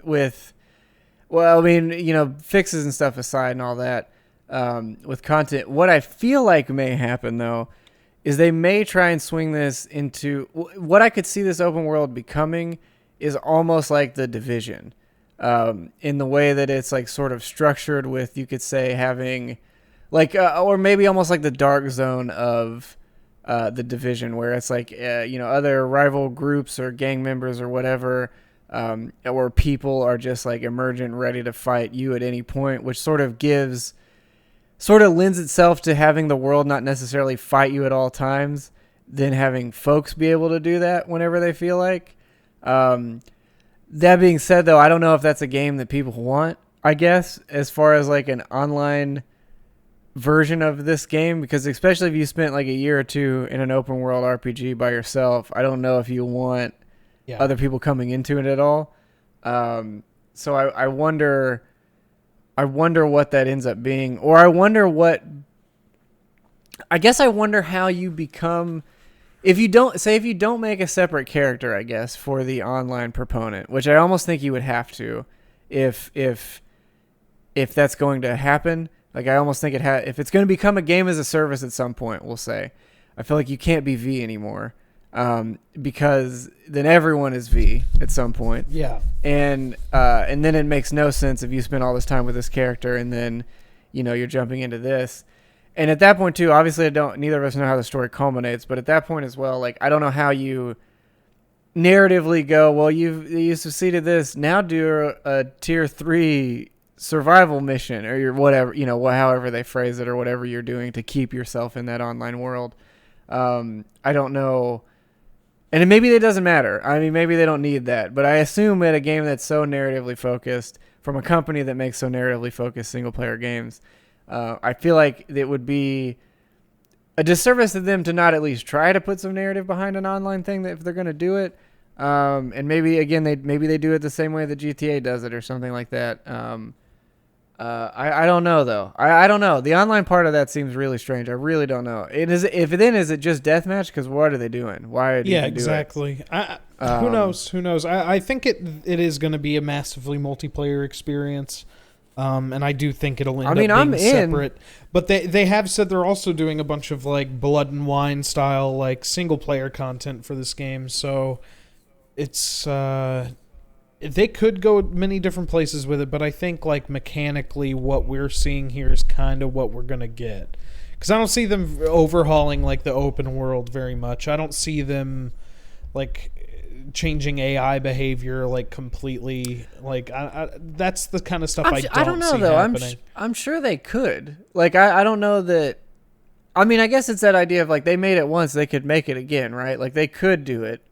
I don't know if it services them to do that, but I mean, I guess though, if you're implementing other people into the same world structure that you're in, I almost feel like you have to, because some of the stuff with these characters is like, I don't know. No, I don't want to say game breaking, but at times it kind of is, like sitting in doorways, staying here, doing this, being locked in. And then especially, I've had NPCs like when I start like you were saying before, but I've started a firefight with a gang and I've had an NPC just stand there in the middle and I've had to like aim around their head so that I didn't get the cops called while they just stood still. I've had a lot of that stuff happen where like one of the taxi missions that we talked about earlier like drives you into an area and it's like they sick a bunch of goons on you. But then when it sicks a bunch of goons on you, there's still NPCs in that area that I was accidentally killing. Yeah, it seems like their only two options are either run, which they rarely do, or just duck, which they seem to do almost always. 90% of the time. Just stand still and duck down. Yeah, like you'll shoot at somebody in their car and they'll get out and just duck by the car. It's like, okay. Yeah. All right, well. Like I just wanted to see what that behavior looked like, so I went for it, and it's like there's like something missing there. I mean, a lot of things missing there, personally, in my opinion. But overall, like it leaves a good impression until you really start digging into it. I think. It seems very much like if the NPCs don't have a specific task, they don't have anything to do. Like, because like when you look at like the shopkeepers and then the Ripper Docs, all those other people, they have like more character, obviously, because you're going to interact with them or whatever. But everybody else is just like, well, they're here. You need bodies in a city, so there's bodies in this city. It is strange, and I definitely have noticed it. I've tried to look past it a little bit, I guess, because most of the time I've been running around, I've had a focus, because I'm not generally one to. Like, even in GTA, I guess, I would always feel bad if I went around and punched pedestrians. So most of the time I would just, like I said, get on a motorcycle and just cruise around. Yeah. Instead of, like, blowing shit up. Because, I did that for my PS2 era of games when I was a bratty asshole. I was into that. And I think in GTA, really, as far as, like, speaking from, like, a front of, like, not emergent, but, like, the interactive side of it or the overall design of it. When Grand Theft Auto got first person and I punched some dude and like everything he was holding fell and he like staggered to the ground real weird, I was like, oh shit, I don't want to hit a guy ever again. That feels terrible. Or like I punched someone and their glasses flew off and I was like, I feel awful. Like I'm never going to do that again. There's something very visceral about the first person in Grand Theft Auto 5 though. It's like very tactile, maybe is the word for it. I don't know. There's something very about that more than any other first-person game that feels very much like you are there doing all these things. Your interaction with the world is definitely higher. But again, that's a company that this is their pedigree is like that game, I guess, like making only large open world games that are very involved. I will say too, like going up to an arcade machine and not being able to do anything with it, I was like, that's you can jack into some of them, but that's like about it. Like There's no bowling mini games and all that stuff. Not that I really ever cared to do that stuff. It was cool that it was there, but almost anytime I did it, I was like, this guy sucks. But it's a full. You can't expect them to make full games out of mini games, Mm-hmm. Though I've heard that golfing one in GTA is pretty good. I haven't never messed with it, but I've heard it's all right. Yeah. But yeah. So that's the world, I guess. Unless you, do you have any more notes on that one? No, I don't think so. I'm trying to see if there's any like specific stuff on here. No. I think that's it for the open world itself. Like, Yeah. because it is kind of, I guess outside of aesthetics, it is a bit lackluster in its interactive potential. So Yeah, if they got there with that, it feels like that's just that little bit of something they needed in there to make it like a truly an next gen experience. It's not that they couldn't, right? Like, that's the other thing is like there's so many arcade machines in the thing. All they have to do is make a command prompt and then have you zoom into whatever's happening. It's not like it can't be added. Mm-hmm. And these things can't be there. But you think about it though, really, it's like The Witcher didn't have any of that stuff either. Like, it's not like you had that I can remember. That's anyway. true, but like this is also supposed to be like the most ambitious, like the way it was framed, like the most ambitious open world up to this point, and the fact that like the scale and everything is there, but like the interactivity is a little disappointing. I'm not saying it's right. I'm not saying it's like I'm gonna uninstall this game as soon as we're done here because I'm still having plenty of fun with it. It's just like, let me get out of my car and go fuck around and do some stupid shit if I want to. Sure. Because this game does feel like it's pushing you into certain things to do. I have to ask though, with the use of the word ambitious, is that them saying this, or is this the people saying this? Like, this has been. This has been their narrative too. I mean, like, okay, leading up to this, the marketing has just been like, oh, Night City. It's like city that never sleeps, and they go into so much detail about the nightlife and all the culture of the city and everything, and then like you get there and you're not able to like interface with it to that extent. That's like, I don't know. Like the way they've described it leading up to it made it feel like maybe. Like, I mean, fuck, even Yakuza, you can, like, go play some fucking, like, arcade games or, like, slot cars. Yakuza's got a lot of that stuff, though. Yeah. But Yakuza's also fucking silly. Like, that's, of course. like... But this game also has a lot of that silliness to it, too. Like, it's got that... It's got some, like, levity to it. It's got plenty of, like, humor. Like, you come across a lot of, like, goofy shit in the game. See, the thing I was actually okay, so I guess we'll talk about that quickly before we move on to the open world, because that is something that because I found myself watching a lot of the advertisements when I'm in elevators, just because they're it's there and they've been generally pretty good.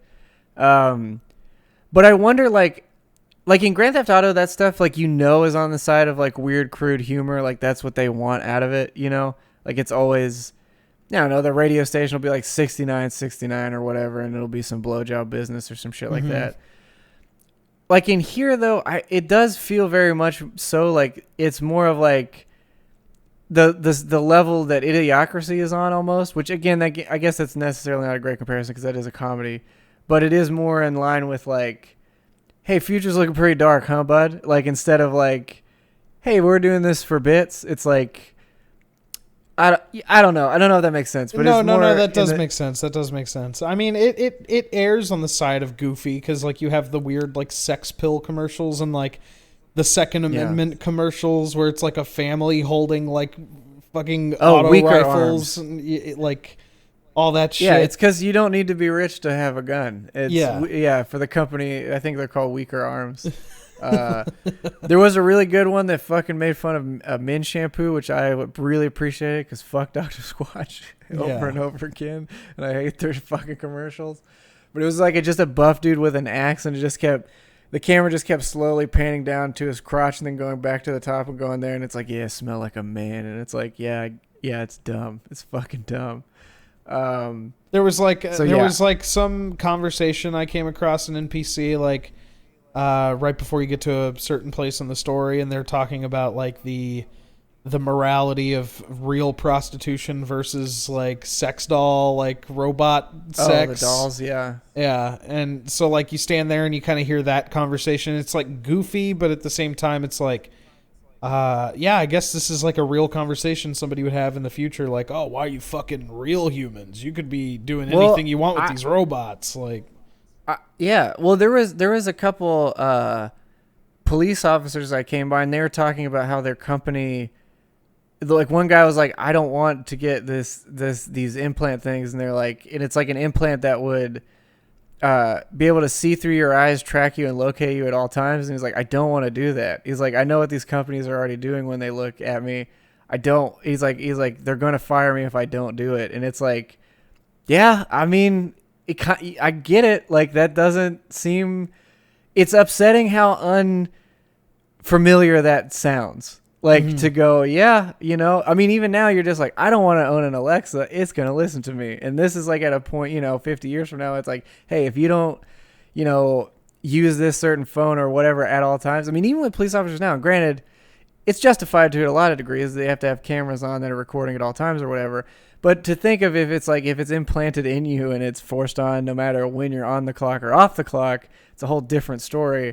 But again, it to be a mandatory thing and all this, it's like, yeah, that's pretty grim. Or when you look at the dolls themselves, of like, if we're looking at the big horny side of the game, it's like, yeah, those girls take a chip that basically makes them do all these crazy sexual things, and then it just wipes their memory as if that never happened and they didn't do that.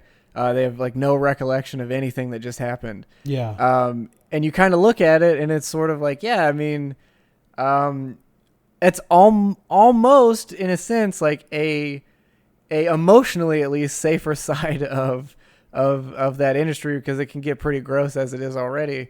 And if you could go into work and then forget you were just at work, okay, great. Especially if it's doing things like that you're not necessarily emotionally thrilled about doing. yeah, Then you can turn that off or whatever. And I think also it's more of a comment on sort of the way that it puts people in that position, to where like if you are, say, a sex worker, and it's like, yeah, at a point it does feel like you just shut out all that stuff that just happened and just go about your day because you have to. Whereas this is like, in the future we designed it for, more healthcare purposes or whatever, to where it automatically does this, so you don't have to do that yourself or have to go through that, which is, again, kind of like, it feels too relevant, I guess, at times. yeah, just a bit for what just it a is. So I agree yeah, with I that. don't, like I said, so I don't think that it necessarily is all landing on the side of a joke. I think it's more of like, I'm sure the humor is there. I saw a poster for a movie called The Passion, which was just a picture of Jesus with a crown on its head, and it was done by like Fourth Wall Movie Studio or something like that. And I thought that was fucking hilarious, because yeah, just seeing advertisements for Passion of the Christ There's is also ridiculous, 'cause like we did. there's like a movie poster of a dude with just an ass in his face, and you see that quite a bit. Yeah. Yeah. There was Wet Dreamer, which was like Be the Dream. Or There's Be like the Dreamer or something like that. MILF Guard or something like that as well. I haven't seen that. Yeah. I haven't seen. Honestly haven't seen too many horny ones. And that was actually, I'll bring that up because Jeff on the Giant Bomb, and then we're talking about how many dildos they picked up. And I don't think I've actually picked up a single dildo or seen. I only saw a sex store that had like hundreds of dildos in it, but that was a sex store, so that's I haven't come there. across very many in the open world. Yeah, just because they were. The way he mentioned it was that like every other thing you pick up is a dick, and I was just like, Jesus, and I have not had that happen at all. Yeah. But yeah, I guess we can quickly, move into some story stuff, and then you know what? Actually, I take that back. I have one very important question to ask before we get into story stuff, in case people don't want to listen to that. But the big, real pressing question: when you got your new eye implants, did the game improve in fidelity? Not that I noticed. Same. I didn't either.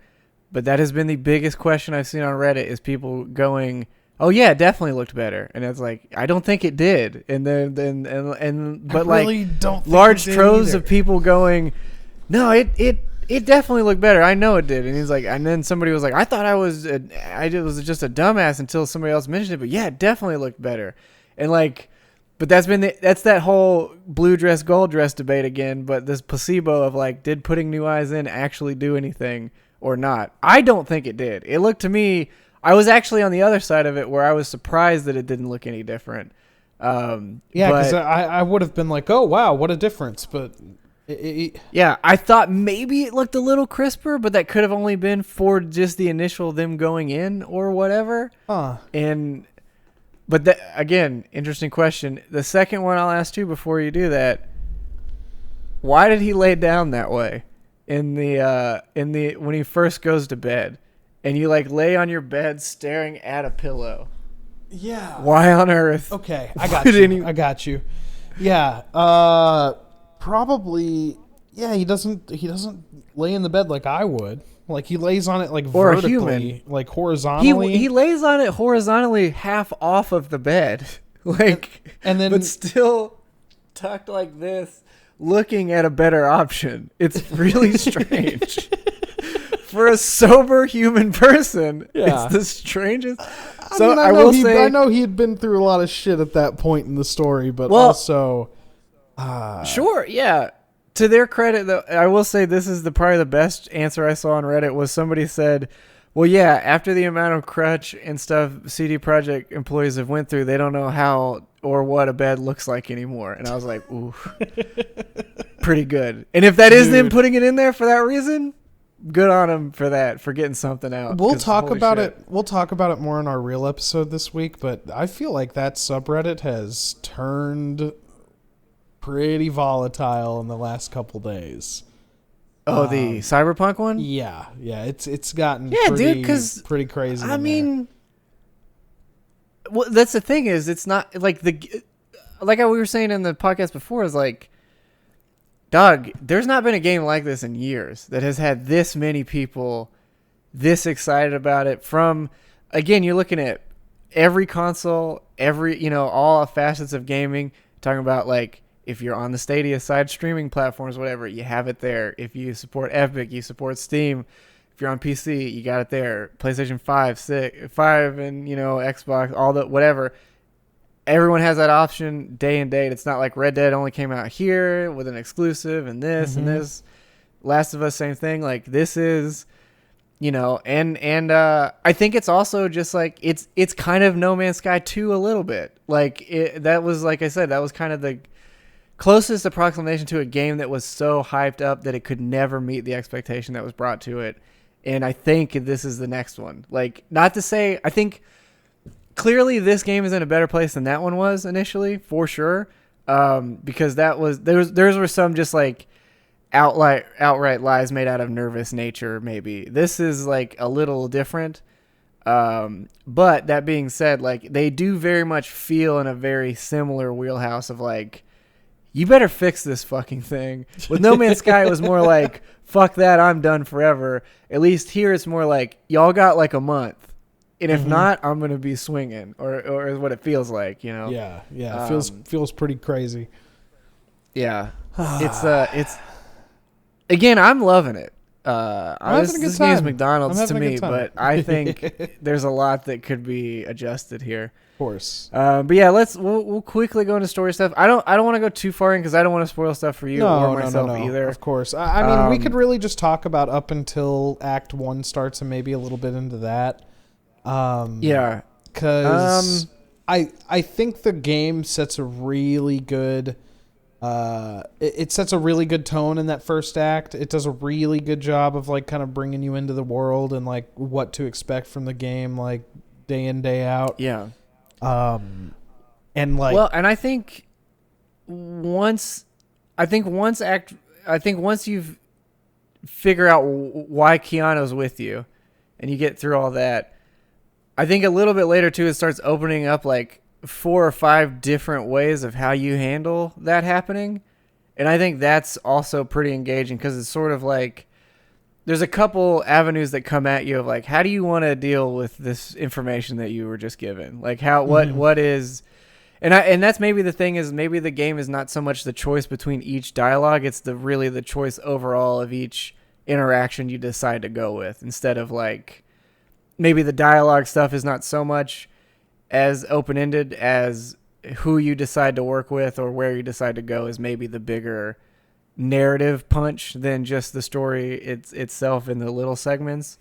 And maybe that's the way to look at it. Cause yeah, it's like, cause I don't know. Well, I guess cause I feel like I'm farther than you probably. So I'm curious as to know like where I'm at. What is the last thing that you have dealt with story-wise? So story-wise, I rescued Evelyn, and I got her back to Judy, and now I'm working with a nomad girl to like get, I forget her name. Pan Am. I'm working with Pan Am right now. I haven't met her yet. I just called her to go meet her, but I haven't met her. Okay. So I don't know anything about I just started that stuff. I'm about to. When I hop back on, that's my next move. Because you were actually pretty involved with a lot of the side content, and I've kind of like I've kind of been like streamlining a lot of the story. I'm like starting to go do some side stuff. Like I just did all the I forget the name of the company. It's like D something, but the taxi service company. Delmain. Delmain, yeah. So I was like starting to do. I did all the taxis for Delmain. I actually really liked that quest line. I thought it was like really funny. It's great. Also, it's on here. I didn't have the notable ones. I didn't have the bugs that people had with like the taxis like getting stuck or anything like that. It was all pretty straightforward. I didn't. The only one I had was the suicide one. When I drove away and turned around and came back, it like glitched and threw itself off of the cliff. So like it was supposed to save itself, and then it just was like, nope, I'm doing it anyway. So was there like a story? Did anything happen differently to the story for that character when that happened? No, because it had already went. I'd already went through the dialogue and everything. It was just when I was. Once we'd wrapped everything up and I got my pay for it, I went out and then had to just turn around to go somewhere else. And then when I was coming back, I saw the car like glitch and then just fly over. And I was like, oh shit. Well, maybe he still went for it. Yeah. That maybe he did. I don't know actually. That quest line's like really funny. It also has one of the best cameos in a game that I've seen in a long time.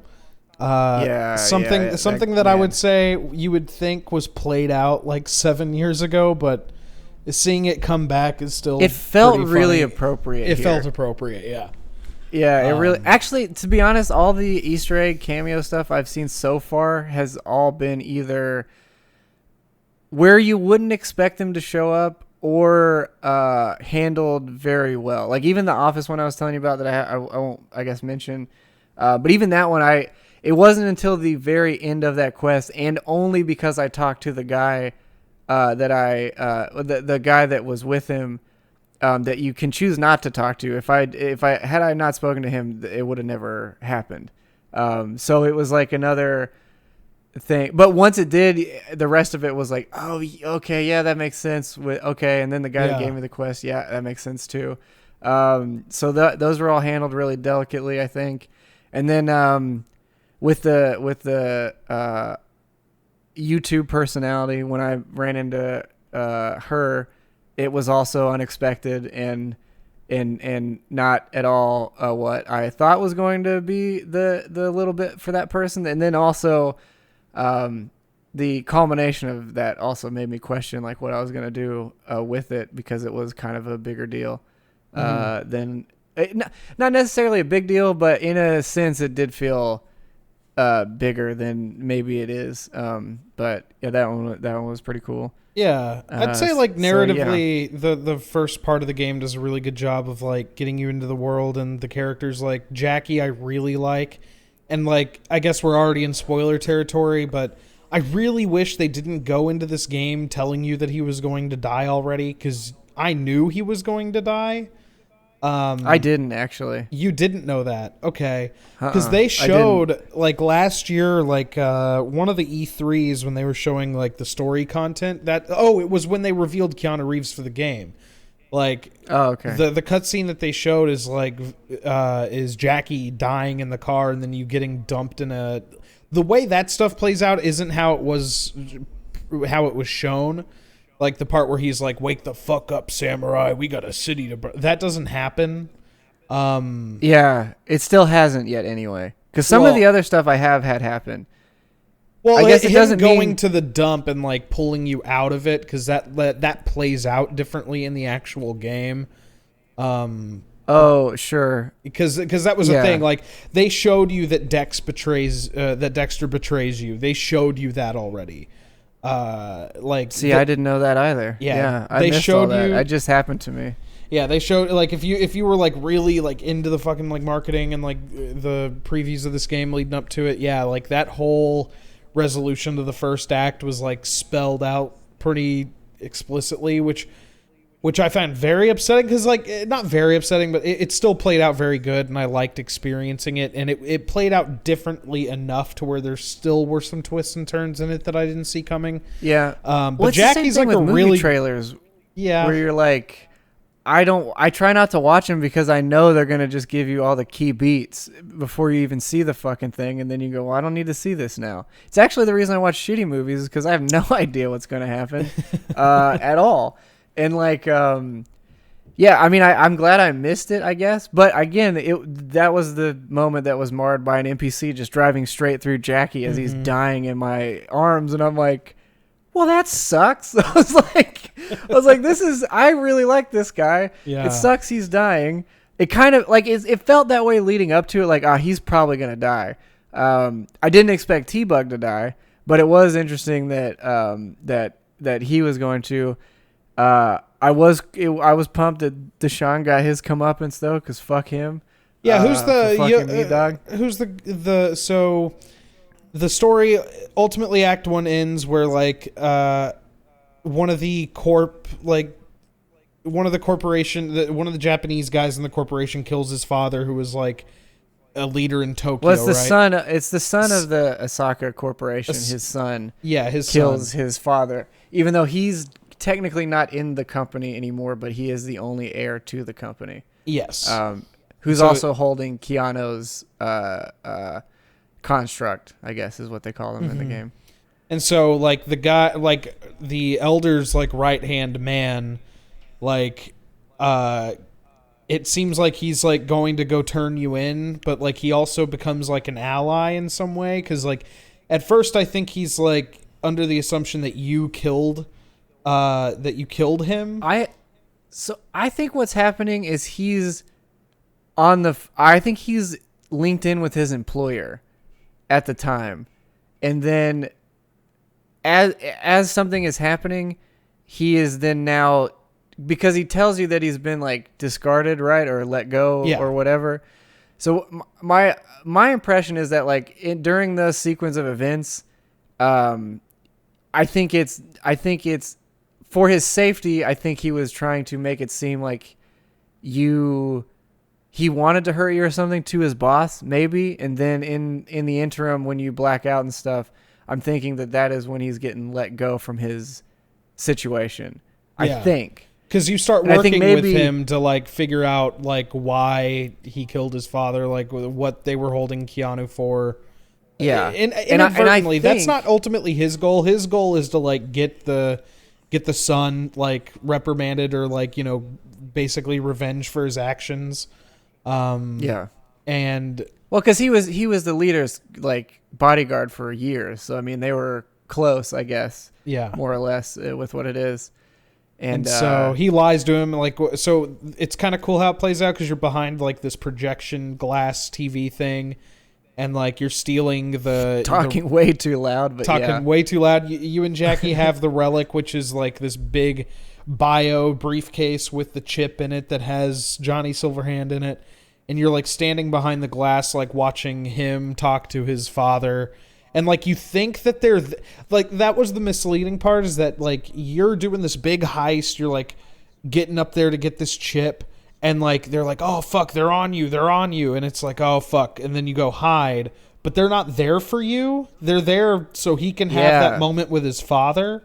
And that's why there's so much security. Like, you're just the happenstance of you being there is complete Yeah, circumstance. yeah. Like Well, I love that bit because I yeah. also thought like, I was like, oh well, maybe we make it out of this with this knowledge, and then really by virtue of what happens next is like, oh shit. For the son is more like, hell yeah, I got an out. Like it was like almost an immediate like, oh fuck yeah, I didn't even have to think about what I'm gonna say, even though I just killed my dad.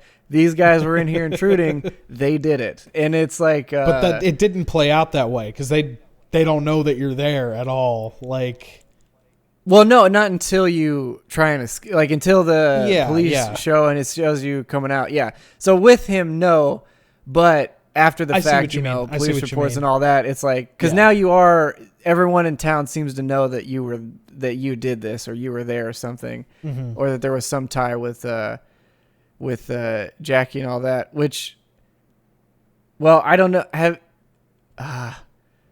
There's so many things I don't, because of how many things you could have done or do. It's hard to say if you know what either of us know. Because when I went to the open world, it was after my coffee shop meeting with, I keep calling him Kishitaru, which is a name for a Gundam, so it's not his name, but I keep saying it because I think it's close to that. It's like on the tip of my tongue. I just can't quite remember. Yeah. But yeah, after my interaction with him, that's when I really started just going ham wild on the open world because it felt like I was like, okay, now I'm getting a choice between driving the narrative forward or doing something else. So then I just kind of went off the rails for a bit, and then did all the stuff with Vicky because I really liked her as a character. So helping her get Evelyn back, which that dude, that fucking Ripper Doc is one of the wildest characters. Yes. And I hate that guy. I wish I could have killed him. Absolutely. Like I didn't made rough me him so up or upset. anything in the dialogue, but I honestly wanted to. Like, that's the thing. I think if I play this game again, I'm going to make the decisions I want to make, but I already felt like I was tailoring my character in a way that, like, he wouldn't have done that. He's just a little more stoic and, like, put together. Like, he wouldn't just fly off the handle. But I wanted to fucking sock that dude, like, slimy fucking. Oh my god. Yeah, dude. Fucking. Did you steal his cane? It's a pretty good melee weapon. I took it. And it has it has a chance to do like all kinds of electrical poison damage. All kinds of other shit. Yeah, I took it from him. Absolutely. Actually, this is another big question. Did you loot his dad? No. Yeah, you can. I did that before I left. As we were like, we got to get out of here, I was like, I got to loot this dude real quick. He's the king of this company. I got to check. I can't remember. You get like a token or something. That's right. Yeah. Yeah, I did loot him. I did for loot sure him. Looted his body. Had to do it. Had to I thought you meant the weirdo dude's dad. I was like, what? No. The Osaka company. Okay, yeah. I was like, I gotta make sure this is still a video game, and then I went in there and I was like, all right, I can loot that guy. That's good. Mm-hmm. Everybody's got loot on him. Actually, to that end though, I don't know if you've noticed, no one carries money at all. Like you don't get money from looting any corpse. It's like, no. I get it because everything is like digital credit, but because you notice like anytime you get money, the currency thing comes up on the side. Yeah, but you don't get it from people. Well, that's the thing that's cool about the Corpo playthrough is that like your boss when you're in the corporation, you work for the Osaka Corporation. I'm like fairly certain that or like one of their rivals. But when you're working for them, your boss hands you a stack of cash, and it's like you've never seen paper money before. Because he's like, it's completely untraceable. And that's like the only time I've seen physical money in that game. There's some scattered about the world. I've definitely picked it up from places that'll look like a crumpled roll of paper, and I've picked it. I mean, it's been currency. But yeah, from actual bodies specifically, they don't carry it. Which I guess, again, narratively makes sense. If everyone... Because, I mean, when you pay someone, their eyes glow, and then you have money in your account. Which, again... kind of where we're at right now. I can literally pay for food with my watch, so we're pretty much we're there. Getting there.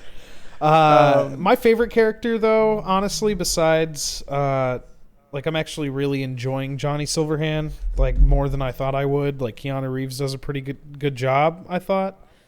But I actually, It took me a little bit to get warmed up to him, but I do like him now. I actually really like. Same with V Vic. though. It took me a little bit to get used to him. Victor is Sorry, like, go ahead. or Vic, like the doctor at the beginning of the game. Like he's Yeah, your Ripper Doc. yeah, he's fucking awesome. I love that dude. Because you Have- learn a lot have about you- him in a very short time, which is cool. Because Yeah. you understand like he's an ex like boxer, and so he's like always stuck like kind of watching fights. And he's like, I don't know, he's kind of just like a dude you want to hang out with in a way. Have you went back to talk to him since he fixed you the second time? I went to go talk to him about the things I was seeing on the wall that Misty was telling you about, because you start seeing murals and you go talk to her and it's like, yeah. oh, it's like a divine thing because she's like some weird like psychic like tarot card reading like kind of witchy She's on girl. Instagram. Yeah. Yeah, she's a witchy girl in the future, She's got which a I like Tumblr. Misty a lot. Yeah, I actually Misty. like- I'm fine with Misty. yeah, she's a cool character. But yeah, Did he tell you about Jackie? I guess is the question I should ask. not yet. Okay, then I won't say anything. Okay, because I'll go back because I know because it's weird because the time frame of you like blacking out and like being in the dump to being discovered feels a lot longer because when you come to and you're like when everything is said and done, you then get a message from Dell that's like, oh yeah, Jackie showed up, but like it's like you already sent him way before you ever got put in the dump. You know what I mean? Like it felt like a really weird gap. Well, and I think I would equate that to just you died, so your phone is probably off because your body is sort of the phone. Do you know what I mean? I get that, but like it felt like more time should have passed because like you get killed. And then the next thing you know, you're crawling out of the dump, and then Dex and Shobaru's like apprentice guy, that's his name. I'm pretty sure the guy who runs Kishitaru. No, yeah, Kishitaru. It is, yeah. But he kills Dex in front of you. That feels like it should have taken place over like a few days or a week for that to happen. So yeah, because I got a message that was like, oh, Jackie's remains arrived at Vic's like you wanted. Because you have an option, like when Vic dies, and I guess we picked the same option, because when he dies, you have the option of sending his body to his family or sending him to Vic. Yeah, I sent mine to Vic. I sent mine to Vic too, so yeah, I'll have to go talk to him. Well, because he was about worried that. about his mom not wanting to know his lifestyle, so I was like, yeah, I can't do that. And that's what I also like. There's like a cool moment where you call his mom after like everything's Man, said she and gives done. you a fucking motorcycle? Gives Hell you yeah, his she's motorcycle cool. and like it's like, oh, I knew my son was going into this lifestyle, but you can tell she loves you like a son too. Like, oh yeah, she's yeah, not like yeah. upset with you. Like it feels like you and Jackie have been friends for a very long time because she. It's like any relationship I've had with a friend's mother that I've known for a very long time, where she kind of treats you like her own. Yeah, absolutely. Yeah, there's a lot of really good human moments in this game that I don't know. You and I pretty much follow the same outlets, and it's like, oh well, the writing isn't like the same quality, or like you're not going into this expecting The Witcher is something I heard like kind of echoed a few times, but I think like some of the story stuff in this game has been up to par, if not better than some of the stuff that I came across in Witcher as far as like relatability anyway. Well, that's when they were talking about the like, you know, how they were saying like, oh, well, it's not, you know, there's nothing like the Crones, or there's nothing like the Bloody Baron and all this. And I was like, dude, saving Vicky and shit felt right in par with that content. Like, yeah, it was cool. You know, like, yeah. Yeah, it was super cool going through that, finding that body, talking to that fucking pervy piece of shit. Like, you know, talking to the boss who was already a piece of garbage also. Mm-hmm. You know, deciding, you know, figuring out what even dolls are in that whole interim, in that experience with the doll. Like, yeah, like the actual therapy session that happens with you. And like, yeah, that shit was fucking cool. I was telling Jack about that earlier because I was like, yeah, that's just a super interesting thing because it's like, yeah, I mean, it seems somewhat obvious to be like, oh, well, your base desire isn't sexual. That's great. But, like, the actual I don't know, playing out of it, and then the dialogue that happens with him, and then seeing her snap completely out of it and being like, "Oh, what the fuck are you doing? Why did you stop this? Whatever." And it's like, well, what we were just talking about. I was like, I don't know. Like, that's not how this works. So I And actually, then, during that clouds thing, I picked Angel first because I was like, surely I want to see what mistake, happens. Surely I want to see what happens. Oh, sure. And so you don't end up having sex with the doll like when after the No. therapy session. So then I went back and I was like, oh, let's see like what plays out when you pick Sky. And it's like the same dialogue. Like there's variations in like the words and the spoken stuff, but it's generally the same point being conveyed. You don't end up having sex with either of the dolls. Right. But then you can go into like the horny district and just like talk to a bitch that has lips on the map and then just go to Pound Town. I haven't done that yet. It's like The Witcher. It's like The Witcher where Sure. like, except there's no work involved. The thing about The Witcher is that like you normally had to do quest lines or like get to know a character to have sex with them. It was almost like a reward in a way, which is kind of weird. But like in this one, it's just like, yeah, here's $100. I want to fuck, and then it plays like a cutscene of you fucking for like I 30 thought the minutes. pricing was a bit low. Yeah. Like, it was my first thing. I was like, wow, only $100, really? Yeah. You pay $100, plays you fucking for 30 minutes or 30 minutes, 30 Whoa, seconds. Jesus Christ. Okay. 30 seconds. And Maybe then you go about your your day. experience. Yeah, it's very. Yeah, no, I was wondering about, odd. because I'm also wondering about the romancing options too. Because I don't think there is any. Like, I don't think there's. I don't know, because it seems, because me and Clarissa have gotten super tight, and or Claire, I'm sorry, me and Claire have gotten super tight. Claire's cool. I like Claire. Yeah, and the driving stuff missions are not that bad. They're like shootout driving missions. Like, you're driving, she's gunning, but you are officially racing. Like, their races just involve machine guns in this world. Yeah. So they're pretty interesting, and you get a little bit more insight into her. But I'm super into that. She did tell me she loved me, so that was cool. Text message. You know what I mean, there Doug? you go. So There you go. big moves. I mean, maybe there is. Like, we're still pretty early in it. Yeah, I really don't know, because I think I think as far as I can tell in the Rolodex, I'm only think either 20 or 30% done with my base thing, and then the other two are 10%. Mm-hmm. So I really don't know what's going on there. And then I'm trying to think if there's any other like major thing to mention. I mean, Johnny Silverhand, honestly, like that's the last big thing is just like how, like, because honestly, like I love Keanu Reeves, but like, let's be honest, like he's very made for specific roles. Like Keanu Reeves as an actor hasn't always been the best, but when he's doing certain things, he's very good at it. And going into this, I was like, oh fuck, depending on like what type of Keanu Reeves they get, this could like make or break this character or game. And I think some of his line reads are better than others, but I think in general the character works pretty well. I like it.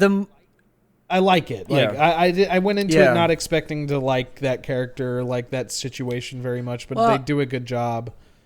It's always hard when you get any actual person in a role like this in a game, because you can't, like, it's the same feeling of like when you see like if you were to see Seinfeld pop up in like The Office or something, like the B movie, shit, or it's something. Seinfeld, or like the B movie, or like any of those big actors, when you see them in another thing that isn't what they're known for, you kind of go, I don't know about this, or you just automatically assume, like, tie them to that other role, and sort of are hard to give them the room to breathe in that role. Yeah. Even if they're doing a great job, you're still just internally like, that's not this character or whatever. But yeah, it took a while for him to kind of come on to me, because it's just the way that he speaks in here a little bit was like, I don't know, it was a little too much. I don't even know if I have the right descriptor for it, but it was a little, I don't know, on one end or the other, it just didn't feel quite right. And then when he started showing up more at random is when I started to really like enjoy him as a character more. Because there's like side missions and stuff too that he'll just be sitting somewhere and go like, hey, you know about this thing, like, or just like even the B quest stuff that like doesn't matter, he'll still pop up and just mention a thing. It doesn't feel there was a shoehorned either. Like it does feel like he doesn't. No, he really doesn't. He seems very constructed as a part. I mean, he is the main crux of this story. Yeah. To some degree, at least as it sits with where I'm at now. So I mean, yeah, he's a big part of this experience. It's not just he's there as a side guy.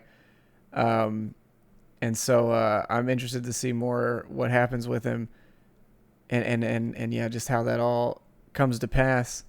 Yeah, I'm sure. I also did love that montage of you and Jackie just fucking shit up and blowing things up. Like it's so happy together. Oh like yeah, one of those moments of you just committing crime all over the city. Yeah, I thought that was really fun. It's just I really wish I didn't know that Jackie wasn't going to make it. That really took a lot away from that first act. Yeah, and see again, I'm glad. I definitely am glad I didn't, because it definitely helped. But like I said before, I really do wish we didn't know Keanu was here, because there's, and I'm sure they internally debated about that for fucking ever. Oh, I'm sure. But I'm sure. But yeah. Just that first time you just randomly end in his body, you're like, oh shit. It like as you pass in and out of consciousness 58 times in that one scene. But yeah, it was but pretty incredible. I thought it was a good introduction, and you felt like that gun you have. Oh, dude, it was popping like 2,000 damage and shit. Holy fuck. Yeah. I have a revolver now that's similar to that gun. Like, it looks exactly the same and fires the same way. But yeah, when you're getting that gun, you're like, oh, where's this one been? What trash can does this one come out of? Because holy shit, that thing is powerful. Yeah. But I guess getting to like final thoughts, right? Because like, I think so. Yeah. I mean, I don't have anything else pressing or on the docket as far as things go there. I guess my string of thought for my conclusion is just like, I'm enjoying what's there right now. I won't say it like exceeded any expectations, because I was tempering myself pretty well. I think I was still very excited, but I knew like inevitably games like this come out, there's going to be something fucking busted about it. There was no way in hell, after the amount of delays and shit that happened around this game, that it was going to come out and be anything better than smooth. Well, and you get like not getting console pre-releases and all that stuff too. Yeah. Like for reviewers and shit. And yeah, I mean, it was starting to come down, and I mean, it's 2020, so yeah, nothing we've had has been pleasant or good. There's a million things right like working against this game, but I think that this game is like a good case study. Like, I'd love to see where this game is in 6 months. I'm there for the ride. Like, I'm gonna play it after this. It's gonna crash to desktop on me like 4 times tonight, but I'm still gonna have a pretty damn good time with it. Like, yeah, they're releasing. It seems like they're releasing some patches like every other day, or at least it seems like every time I start it up, there's something downloading.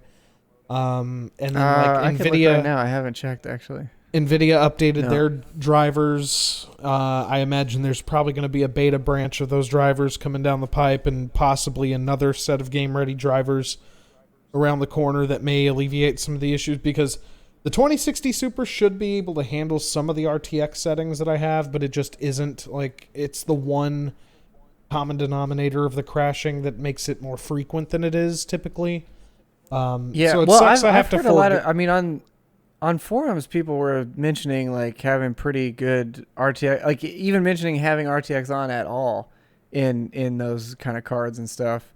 Some people even with 2080 Ti is using it, which I think is insane. Yeah, because those have it, but they're not designed for it. It's still like that's the thing. It worked pretty fucking good, but like it crashed. But like even without it on, it still crashes occasionally. Not as bad as with the ray tracing on, but the performance wasn't that bad when it was enabled. There's just something happening with the drivers. No, mine. Yeah, like I said, mine I think is even better than it is currently. Exactly. So I don't, because I think it may be something to where it's at a threshold where it wasn't pushing the card hard enough. Yeah. To perform well enough, and then once it kicked that on, it was like, okay, now I can really start to focus on the game or whatever, because it Yeah. does seem like it's running almost the CPU GPU, like almost neck and neck, like same load on both, which is really strange. Like, so again, I think if they can keep this metric up as they improve the games, then it's gonna run like a dream at some point, because it's like the optimization stuff that's already in there, when it works right, is working phenomenally well. So when Yeah. it all gets ironed out, I'm really excited to play this game some more. It was just the I think a little bit of time was the difference between, like, I guess for lack of a better word, like going to a fucking Ritz-Carlton and like getting serviced like nobody's fucking business, like you're eating steak and fucking lobster all fucking weekend. But now, like, instead of doing that, you're like maybe going on a cruise and you're getting some good food.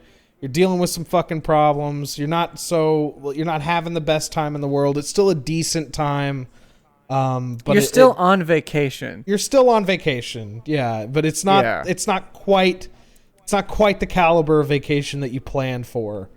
Yeah. For I sure. think that's like the best way I can put it. I'm still having a fantastic time with it, but That's a great analogy, really. yeah.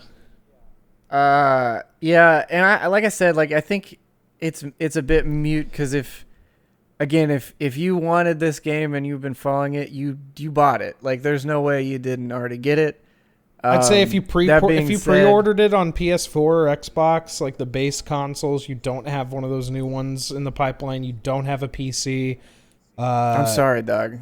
I'm very sorry. Like, it's, yeah, you should we've had either renege on your pre-order if you haven't collected it yet, or try to get your money back somehow on those other consoles. Contact CD Projekt directly, because clearly, they made some money here. I think they could, put some back at you. Yeah. If things didn't work out, because if they don't free upgrade those people, that's insane. Oh, that was already announced.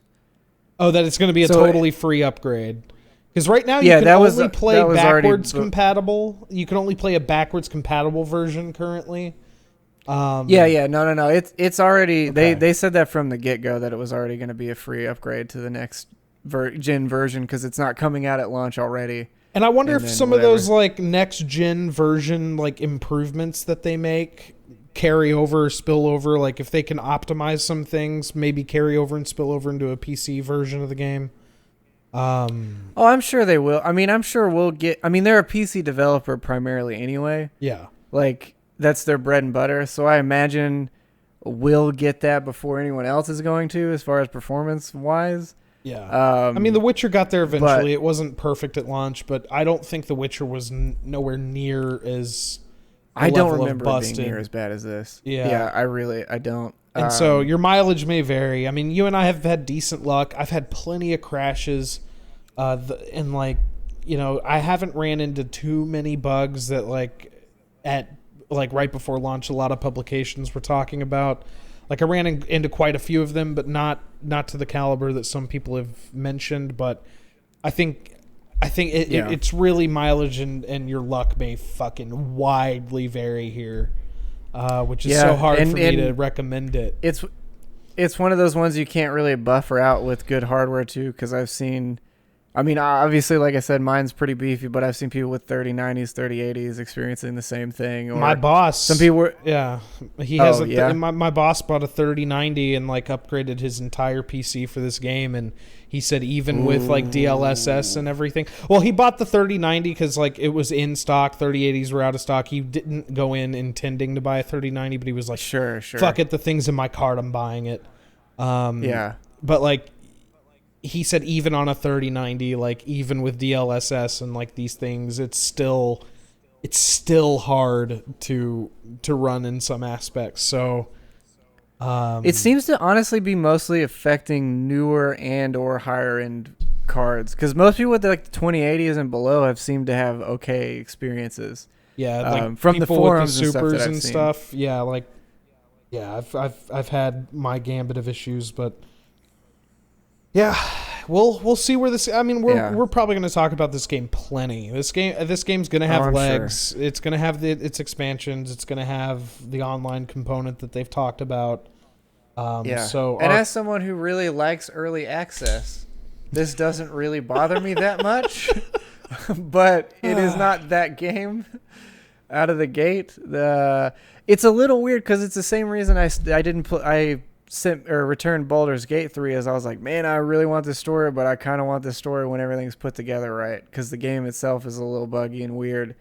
I'm feeling a little bit of that here now, but I'm definitely way too far in to back out at this point. yeah, So yeah. what are you gonna do? Plus, what else is there really to play right now anyway, dog? Hey man, Let's be everything was pushed away, but this thing knocked everything out of the way. Yeah. To take the entire month of December, and it's like bittersweet. Like I said, I'm having a lot of fun with it. I wish I was doing something cooler on vacation. You know what I mean? Sure. Like something a little bit more refined, a little bit more planned out. Yeah. Yeah. Well, hey, we can always play the Hunt Showdown tomorrow. So, Hey, that's actually a plan. I actually kind of really want to dive into that again. So yeah, we should. we can take a break. All right, we can Bubs. take a break. Well, that was Cyberpunk and our first 20-ish hours with it. Thank you guys for watching. If you stuck around this long, we do appreciate it. We'll be back next week with another traditional podcast episode.